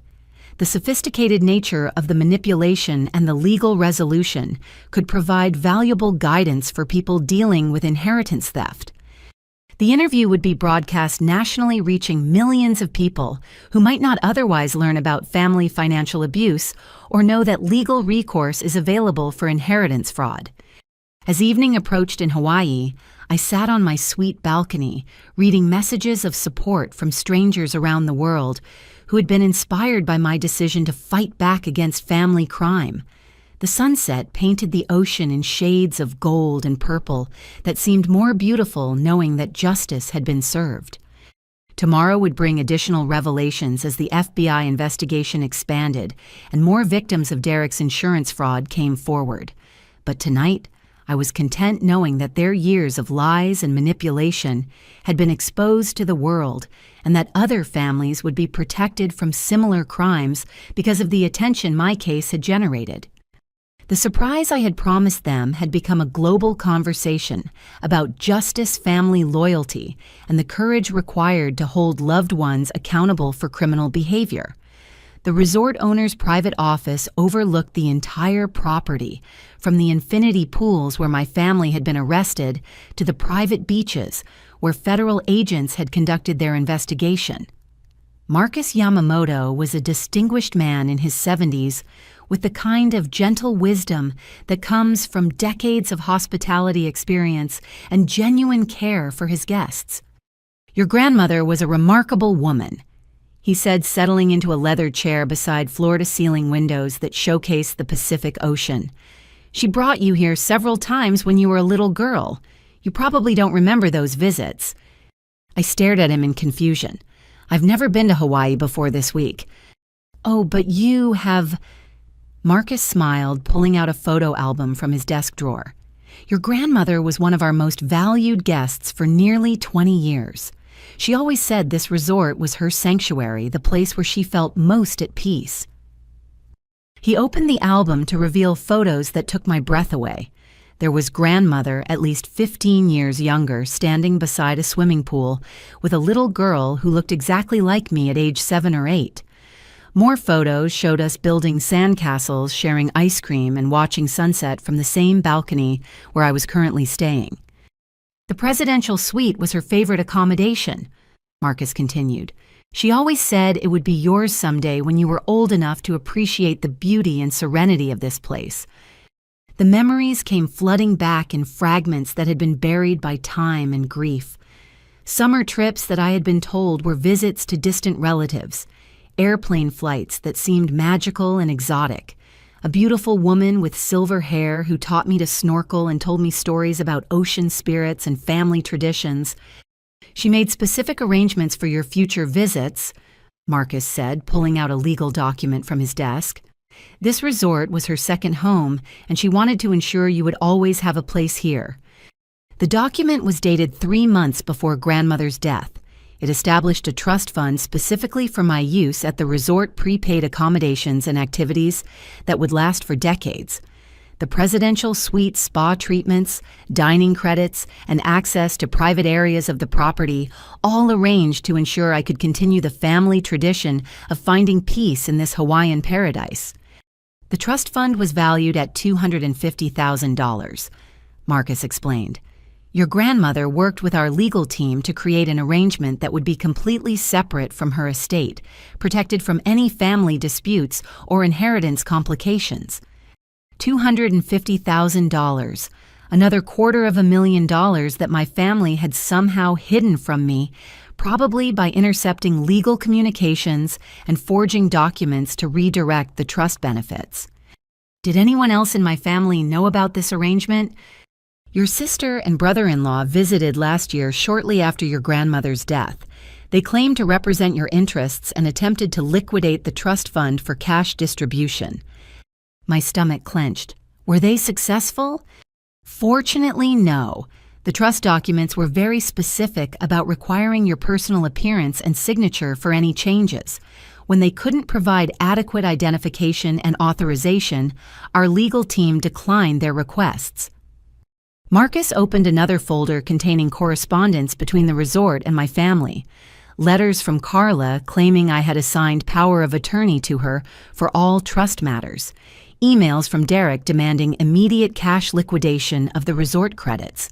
Legal threats about unreasonable trust restrictions that prevented family members from accessing assets on my behalf. "They were very persistent," Marcus noted diplomatically, "and increasingly aggressive when we maintained that only you could make decisions about your grandmother's gift." "What did they tell you about me?" "That you were having emotional difficulties and couldn't handle the stress of travel or trust management. They suggested that liquidating the fund would be in your best interest, providing cash for therapy and medical treatment." Even in death, grandmother had protected me from their manipulation by creating legal structures they couldn't circumvent. The resort trust was designed specifically to prevent other family members from stealing or redirecting benefits that were meant exclusively for me. "There's something else," Marcus said, his expression growing more serious. "Your sister and brother-in-law made some troubling statements during their visit. They seemed to believe that your grandmother's gifts to you were excessive and unfair to other family members." He pulled out a folder marked Guest Relations Incident Report and handed me several typed pages documenting their behavior during that visit. According to the report, Carla had become increasingly agitated and verbally abusive when told that the trust fund couldn't be liquidated without my presence. She had accused resort staff of enabling Helen's selfish hoarding of family assets and claimed that I was manipulating a senile old woman to steal money from deserving relatives. Derek had threatened legal action against the resort for discriminatory trust administration and demanded to speak with ownership about correcting the inappropriate distribution of estate assets. The incident had become serious enough that resort security was called to escort them from the property after Carla began shouting accusations about my mental health and demanding that staff contact me directly to expose Helen's lies about wanting to honor grandmother's memory. "We actually did try to contact you," Marcus admitted, "multiple times over the past year, but the contact information your family provided led to disconnected numbers and returned mail." "They gave you fake contact information." "It appears so. Phone numbers that went to voicemail boxes claiming to be your number, but the voice was clearly your sister's. A mailing address that turned out to be a post office box registered under Derek's business name. They had intercepted my grandmother's final gift, preventing me from even learning about the resort trust, while attempting to steal those assets just as they had stolen everything else from her estate." Marcus reached for his phone and dialed an internal extension. "Patricia, could you please bring the Grandmother Parker memorial items from the vault?" Within minutes, Patricia appeared carrying a wooden box inlaid with Hawaiian designs that looked like a family heirloom. Marcus opened it carefully, revealing contents that made my eyes fill with tears. Letters addressed to me in grandmother's handwriting, sealed and dated for specific birthdays and milestones. A piece of jewelry that had belonged to her mother wrapped in tissue paper, with a note explaining its history and significance. Photos of our Hawaiian visits together, along with her written memories of the adventures we had shared. "She wanted you to have these when you returned to the resort," Marcus explained. "She was very specific that they should only be given to you personally, never to family members claiming to represent your interests." The top letter was marked, "For Helen's next visit to paradise," in grandmother's careful script. Inside, her words revealed the depth of her love and concern for my future. "My dearest Helen, if you're reading this, then you've returned to our special place and discovered the arrangements I've made for your comfort and happiness. I chose this resort as your sanctuary because I knew there would come a time when you needed a refuge from family complications and life's difficulties. I've seen how your sister and parents sometimes overlook your needs and contributions. I've watched them take your generosity for granted and exclude you from decisions that affect your future. That's why I created this trust fund separately from my estate, where it can't be touched or redirected by anyone who doesn't have your best interests at heart.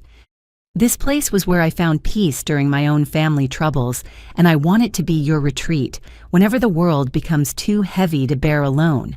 The money I've set aside will ensure that you can always return here, always have a beautiful place to think clearly and remember how much you are loved. I suspect that other family members may try to convince you that these arrangements are excessive or unfair. Don't listen to them. You deserve beauty and peace and sanctuary, and I have the right to provide those gifts to the granddaughter who brought me such joy during our adventures together. Love always, grandmother. The letter was dated 1 week before her death, written by a woman who understood exactly what kind of family dynamics I would face after her passing. She had anticipated their attempts to steal from me and had taken legal steps to protect at least some portion of her love from their greed. Marcus closed the memorial box and handed me an additional document. This is your current trust statement. The account has continued earning interest and dividends over the past year, bringing the total value to approximately $280,000. All for resort expenses.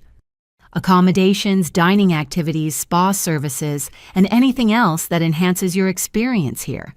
Your grandmother wanted to ensure that financial concerns would never prevent you from enjoying this place she loved so much.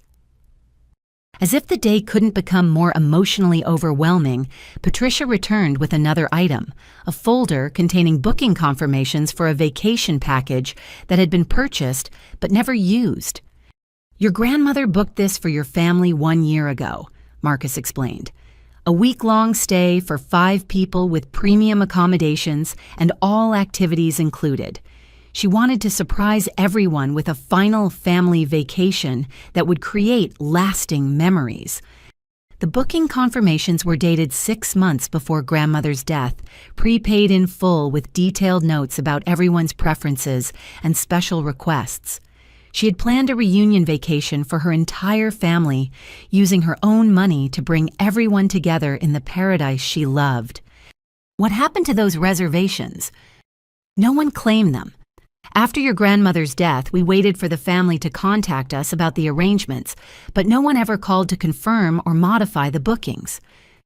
My family had ignored or hidden grandmother's final gift of a family vacation, just as they had stolen every other asset she had intended for my benefit. Even her dreams of bringing us together had been discarded in favor of their own manipulative plans and financial theft. The reservations are still valid, Marcus added. Your grandmother's booking included flexible dates, so the vacation package remains available whenever you choose to honor her intentions. I looked around the office that had become a museum of my family's betrayal and my grandmother's love, surrounded by evidence of arrangements made to protect me and gifts meant to bring us together. The contrast between her generous spirit and their calculated cruelty was almost too much to process. The phone rang, interrupting our conversation with news that would add another layer to an already incredible day. Mr. Yamamoto, Patricia said from the doorway. The FBI agents are requesting another meeting with Miss Parker. They say they have additional evidence that involves the Resort Trust Fund. Marcus and I exchanged glances. Apparently, my family's attempts to steal from grandmother's resort arrangements had also been documented by federal investigators. The surprise I had promised them was continuing to expand, revealing additional crimes and victims with each new piece of evidence that surfaced. The FBI conference room felt different this time, charged with the electricity of a major case reaching its climax. Agent Martinez had been joined by 3 additional federal agents, a prosecutor from the district attorney's office, and a specialist from the Financial Crimes Enforcement Network, who had flown in from Washington specifically to discuss my family's case. Ms. Parker. The prosecutor began, "Your case has become significantly more complex than a simple inheritance dispute. We're now investigating your family for operating a criminal enterprise that spans multiple jurisdictions and involves numerous victims." Agent Martinez spread out financial documents that looked like a forensic accountant's nightmare. Bank statements, wire transfer records, property deeds, and insurance policies connected by red lines that showed the flow of stolen money through various accounts and investments. The Resort Trust Fund was just the beginning, she explained. Derek has been using his insurance industry access to identify wealthy families dealing with death and estate planning, then manipulating their documentation to redirect assets to himself and your sister. The scope of their crimes was staggering. What I had experienced was not an isolated family dispute, but part of a systematic criminal enterprise that had been targeting grieving families for years. How many victims are we talking about? 43 families across 6 states. The financial crimes specialist answered. Total losses estimated at over $2.3 million in redirected inheritances, stolen insurance benefits, and fraudulent estate modifications. $2.3 million. Derek had been operating a criminal empire that made my family's theft look small by comparison, though my case had provided the evidence needed to expose the entire operation. Your decision to fight back triggered an investigation that has already recovered assets for dozens of other families. The prosecutor continued. Several victims have contacted us to express gratitude for your courage in pursuing legal action. Agent Thompson opened his laptop and showed me emails from other victims whose inheritances had been stolen by Derek's document manipulation schemes. Stories similar to mine grieving family members who discovered that inheritance assets had been redirected through forged signatures and fraudulent beneficiary changes. The pattern is identical across all cases, Agent Martinez noted. Derek identifies families dealing with death and estate distribution, uses his professional access to manipulate documentation, then covers the theft by claiming the victims are emotionally unstable or financially irresponsible. What about Carla and my parents? Co-conspirators in the larger enterprise. Carla served as the primary recipient for redirected assets, while your parents provided legitimacy and family connections that made the fraud more believable. The prosecutor pulled out a thick legal document that looked like a novel. These are the formal charges being filed against all 4 family members: racketeering conspiracy to commit fraud, elder abuse insurance fraud forgery, and organized crime enterprise. Reading through the charges was like reviewing a catalog of every possible financial crime. Each count carried potential sentences ranging from 5 to 25 years in federal prison, with mandatory minimum sentencing that meant my family would be incarcerated for decades regardless of plea bargaining. The elder abuse charges are particularly serious, the prosecutor explained. They targeted elderly individuals during periods of grief and medical vulnerability, using emotional manipulation to gain access to estate documents and financial accounts. Agent Martinez showed me photos from other crime scenes: luxury cars purchased with stolen inheritance money, expensive homes financed through redirected insurance benefits, and vacation properties bought with assets taken from grieving families. Your Hawaii confrontation was broadcast live on social media, just as we were preparing to raid their other properties, she noted.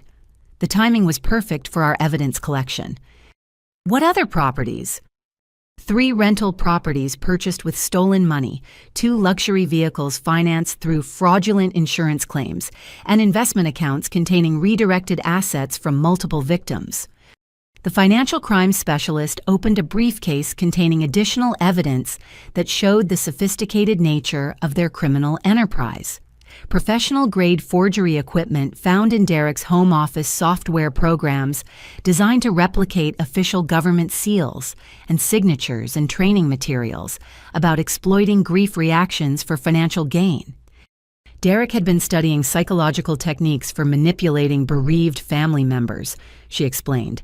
Books about emotional vulnerability, courses about insurance fraud, detection avoidance, and step-by-step guides for creating convincing forged documents. The calculation behind their crimes was more disturbing than the financial theft itself. They had deliberately educated themselves about exploiting human grief and trauma for profit, turning other people's worst moments into opportunities for personal enrichment. My phone buzzed with a call from Sarah, who was apparently coordinating with federal agents from her Phoenix office. "Helen," she said when I answered on speakerphone, "the asset seizure is more extensive than we originally planned. The FBI is confiscating everything your family purchased with stolen money over the past 3 years." "Everything?" "Carla's house, Derek's business, your parents' retirement accounts, luxury items, vehicles, and investment properties. The total value of seized assets is approaching $800,000. $800,000 worth of property and investments purchased with money stolen from me and other victims. The lifestyle they had been enjoying was built entirely on criminal proceeds, making their comfort and success a direct result of other people's suffering. What happens to those assets? Full restitution to all victims, starting with you since your case provided the evidence that broke open the entire investigation," the prosecutor answered. You'll receive complete recovery of your stolen inheritance, plus additional compensation for emotional distress and legal expenses. Agent Thompson pulled up a spreadsheet showing the distribution calculations. Between my original inheritance, the resort trust fund accumulated interest and penalties, and compensation for damages, my total restitution would exceed $400,000. $400,000. Your case involved the longest duration of theft and the most sophisticated emotional manipulation, the financial crimes specialist explained. The psychological abuse and reputation damage warrant additional compensation beyond simple asset recovery. The amount was more money than I had ever imagined having, representing not just recovery of what was stolen, but acknowledgement of the emotional trauma they had inflicted through years of manipulation and lies. There's one more thing, Agent Martinez said, pulling out a final document that looked different from the others. Your family's defense attorney has requested a plea conference to discuss potential cooperation with ongoing investigations. They want to make a deal.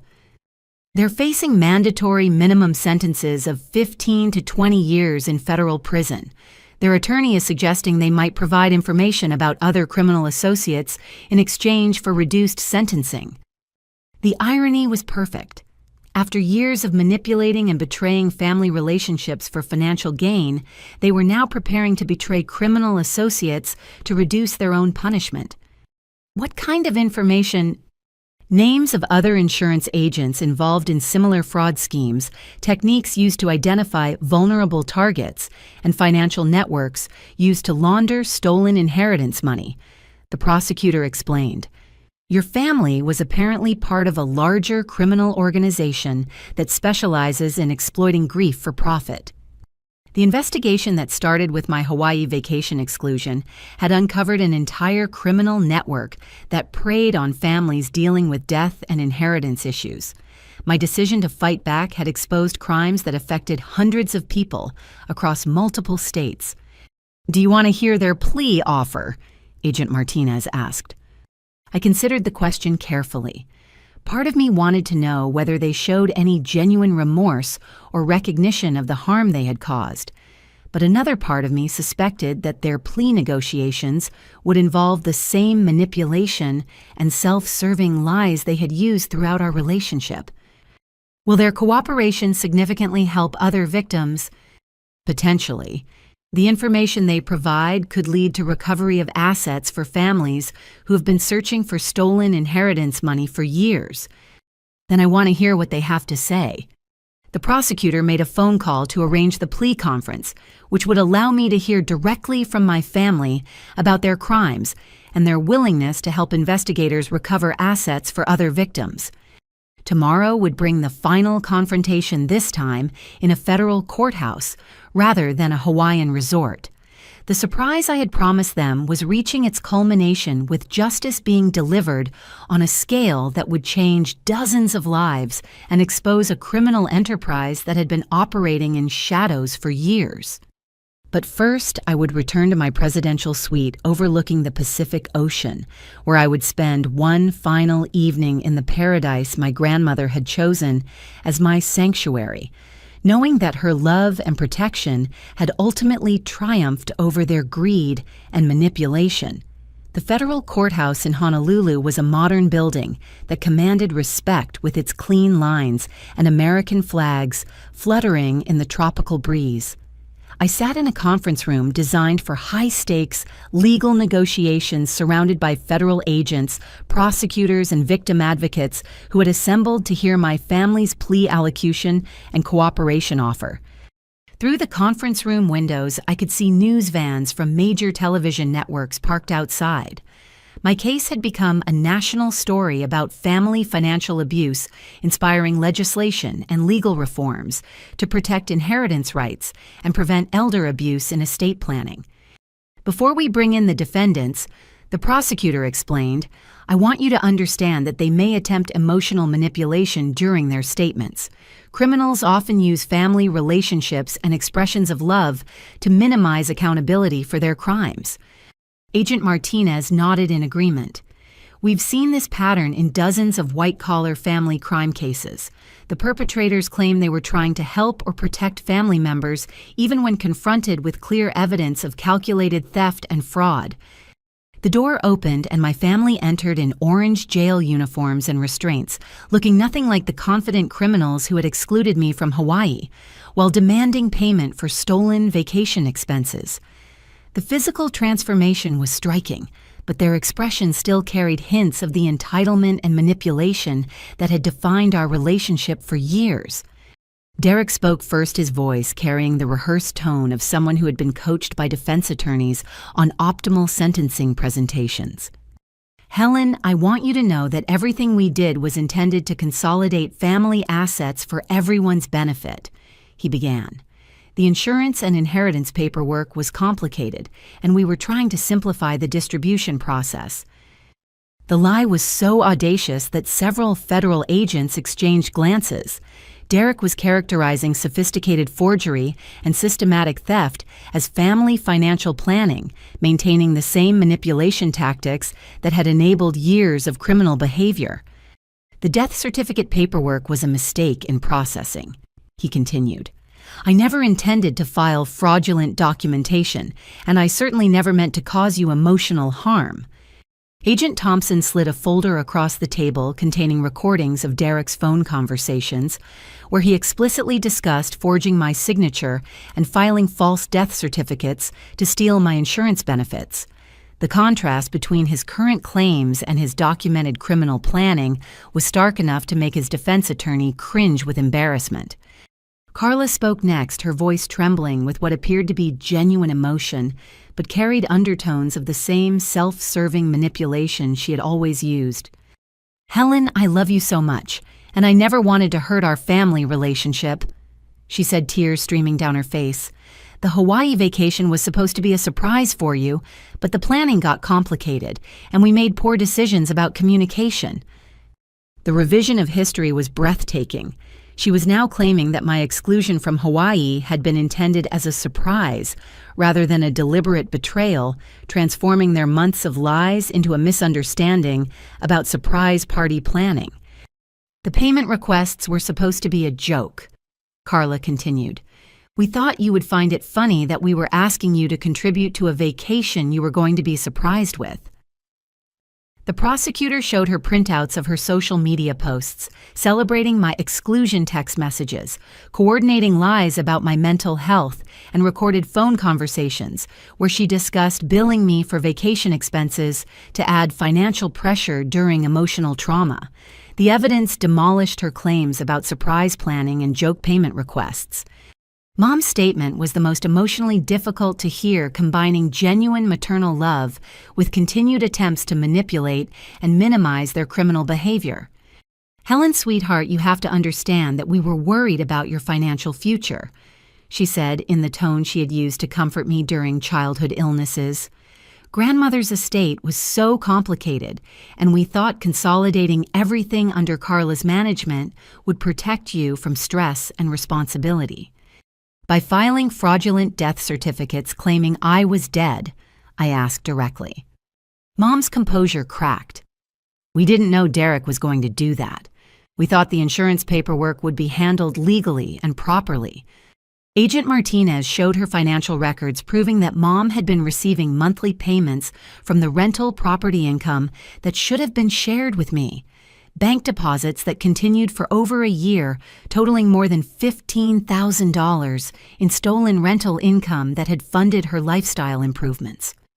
"You knew the money was supposed to be shared equally," I said quietly. "You knew I was being excluded from inheritance assets while being billed for family expenses. We were planning to include you once the legal complications were resolved," Mom replied desperately. "We just wanted to make sure everything was handled correctly before bringing you into the financial planning." Dad's statement was the most honest, perhaps because his lifetime of military service had instilled some respect for accountability and truth, even in the face of criminal consequences. "Helen, there's no excuse for what we did," he said, meeting my eyes directly for the first time since entering the conference room. "We made selfish choices that hurt you financially and emotionally. We betrayed your trust and violated our responsibilities as family members." His admission was more meaningful than the others' continued manipulation, suggesting some genuine recognition of the harm they had caused and the relationship damage that could never be fully repaired.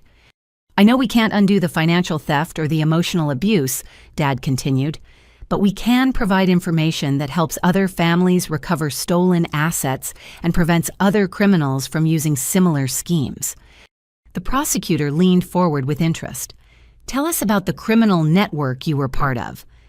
Derek's defense attorney objected to the phrasing, but Derek himself began providing details about insurance agents, lawyers, and financial planners who had collaborated on inheritance fraud schemes targeting vulnerable families. "There are at least 12 other insurance agents using similar document forgery techniques," Derek admitted.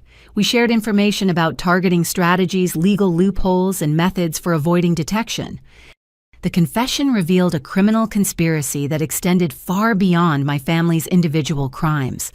Professional networks that educated members about exploiting grief and manipulating legal documents for profit, operating across multiple states with sophisticated coordination and communication. "What about the psychological manipulation techniques?" Agent Martinez asked. Carla's defense attorney advised her not to answer, but she ignored the legal advice in favor of attempting to justify their behavior. "We researched methods for managing family conflict during estate planning," she said carefully. "There are books and courses about helping family members accept difficult financial decisions. By claiming they have mental health problems and spreading lies to extended family," I asked. "By understanding emotional reactions and providing appropriate support during grief processing," she replied, maintaining the manipulation even while confessing to crimes. The session continued for 3 hours with my family, providing information about dozens of other victims' criminal associates and financial schemes that had operated for years without detection. Their cooperation would help investigators recover millions of dollars in stolen assets and prevent future crimes against vulnerable families. But their statements also revealed the depth of calculation behind their betrayal, showing how deliberately they had planned my financial destruction while maintaining the illusion of family love and support. As the plea conference concluded, the prosecutor announced the final sentencing recommendations: 15 years in federal prison, for Derek 12 years, for Carla 8 years for Dad, and 6 years for Mom, with mandatory restitution to all victims and permanent prohibition from working in financial services industries. The sentences reflect the sophisticated nature of the crimes and the number of victims affected, the prosecutor explained. But they also acknowledge the defendant's cooperation in exposing a larger criminal enterprise. My family would spend the next decade or more in federal prison, their comfortable lifestyle replaced by the consequences of their choices to prey on grief and manipulate family relationships for profit. As they were led away in restraints, I felt a complex mixture of satisfaction and sadness. Justice had been served, but the relationship betrayal would affect me for years, regardless of legal outcomes. The surprise I had promised them had delivered consequences beyond anything they had imagined when they excluded me from Hawaii while demanding payment for stolen vacation expenses. Tomorrow would begin a new chapter where I could rebuild my life with recovered assets and the knowledge that their criminal enterprise had been stopped before it could victimize additional families. But tonight, I would return to my grandmother's sanctuary resort, where her love and protection had provided the foundation for my fight against their betrayal. 6 months later, I stood on the balcony of my new home in Sedona, Arizona, watching the sunrise paint red rock formations in shades of gold and crimson that reminded me why I had chosen this peaceful place to rebuild my life. The house was modest but beautiful, purchased with restitution money that represented more than financial recovery. It symbolized justice, healing, and the triumph of truth over manipulation. The federal case had concluded with full convictions for all family members. Derek received 18 years in federal prison after additional insurance fraud charges were filed, based on evidence from other victims. Carla was sentenced to 14 years after pleading guilty to racketeering and elder abuse. Dad received 10 years while Mom got 7 years with the possibility of early release for continued cooperation with ongoing investigations. Their criminal enterprise had been completely dismantled with recovered assets totaling over $4.2 million, returned to 47 families across 8 states. The FBI had credited my decision to fight back as the catalyst that exposed the entire operation and prevented countless future crimes. But the most meaningful outcome wasn't the financial recovery or criminal convictions. It was the relationships I had rebuilt with extended family members who now understood the truth about years of manipulation and lies. Cousin Jessica had moved to Arizona and become one of my closest friends, sharing weekend adventures and family traditions that honored our grandmother's memory. Uncle Robert had formally apologized for believing lies about my mental health and now referred other families dealing with inheritance fraud to the legal resources we had used. Aunt Linda had recovered her $5,000 loan to Carla and donated it to a foundation I had established to help families pursue legal action against inheritance fraud. The foundation provided investigative services and legal support for victims who couldn't afford private attorneys or professional forensic analysis.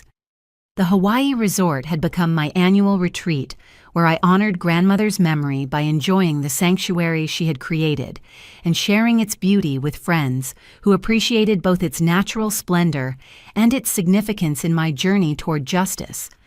Marcus Yamamoto had become a surrogate grandfather figure, sharing stories about grandmother's visits and her concerns about family dynamics that had proven remarkably prescient.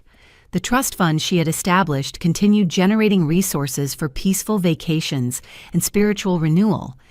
My marketing consultancy had grown into a successful business specializing in crisis communication and reputation recovery for families dealing with financial crimes. The skills I had developed during my own case translated into valuable services for other victims seeking to rebuild their lives after betrayal by relatives. The media attention from my case had led to speaking opportunities at conferences about family financial abuse, elder fraud prevention, and the importance of pursuing legal action despite emotional attachment to criminal family members. Law enforcement agencies used our case as a training example for investigating inheritance fraud and identifying psychological manipulation tactics. But the most surprising development had been the relationships with other crime victims who had reached out after seeing news coverage of my family's prosecution. A community of survivors who supported each other through healing processes and celebrated victories in cases where justice prevailed over family loyalty. Sarah Chen had become both a close friend and my legal advisor for the foundation work. Her expertise in family financial crimes was now supported by federal grants that helped her provide services to victims who couldn't afford private investigation and litigation. The foundation had already assisted 23 families in recovering stolen assets and prosecuting relatives who had committed inheritance fraud. Each case reinforced the lesson that criminals who prey on family relationships eventually face consequences for their choices. My phone buzzed with a text message from Jessica. "Are you ready for tomorrow's foundation board meeting? The new cases look promising for recovery." Tomorrow we would review applications from families seeking assistance with inheritance fraud investigations, many inspired by news coverage of my case to pursue legal action they had previously considered impossible or inappropriate. The board included Agent Martinez, who had retired from the FBI to work full-time on family financial crime prevention, a federal prosecutor who specialized in elder abuse cases, and several other crime victims who had successfully recovered assets from relatives who had stolen from them. But the most important board member was a woman named Margaret Chen, whose case had been solved using evidence techniques developed during my family's investigation. Her nephew had stolen over $600,000 from her late husband's estate using document forgery methods similar to Derek's schemes. The foundation gave me hope that justice was possible. Margaret had told our first board meeting, Before reading Helen's story, I thought family loyalty meant accepting financial abuse and staying silent about criminal behavior. Her words captured the central lesson of my experience. True family loyalty doesn't require protecting relatives from consequences of their crimes or enabling continued victimization of other family members. The evening news was broadcasting an update about another inheritance fraud case that had been solved using investigative methods pioneered during my family's prosecution. A family in Ohio had recovered over $300,000, stolen by relatives who had manipulated estate documents while claiming to protect a deceased parent's legacy. This case represents the 15th major inheritance fraud prosecution, inspired by the Parker family investigation. The reporter noted, legal experts credit Helen Parker's decision to pursue federal charges as a turning point in how law enforcement approaches family financial crimes. The ripple effects continued expanding as other victims found courage to speak up and seek legal recourse for betrayal by relatives who had violated trust for profit. Each new case reinforced the message that family relationships don't excuse criminal behavior or eliminate accountability for financial abuse. As sunset approached over the red rocks of Sedona, I reflected on the journey from that devastating morning when I was excluded from Hawaii to this evening when I was surrounded by chosen family who honored truth and supported justice. The life lesson had emerged slowly but clearly through months of legal battles and emotional healing. Families who truly love you don't steal your inheritance and exclude you from vacations while demanding payment for their betrayal. People who genuinely care about your well-being don't spread lies about your mental health to justify financial crimes. Real family members celebrate your success rather than undermining it, include you in planning rather than excluding you from participation, and support your happiness rather than manipulating your emotions for personal gain.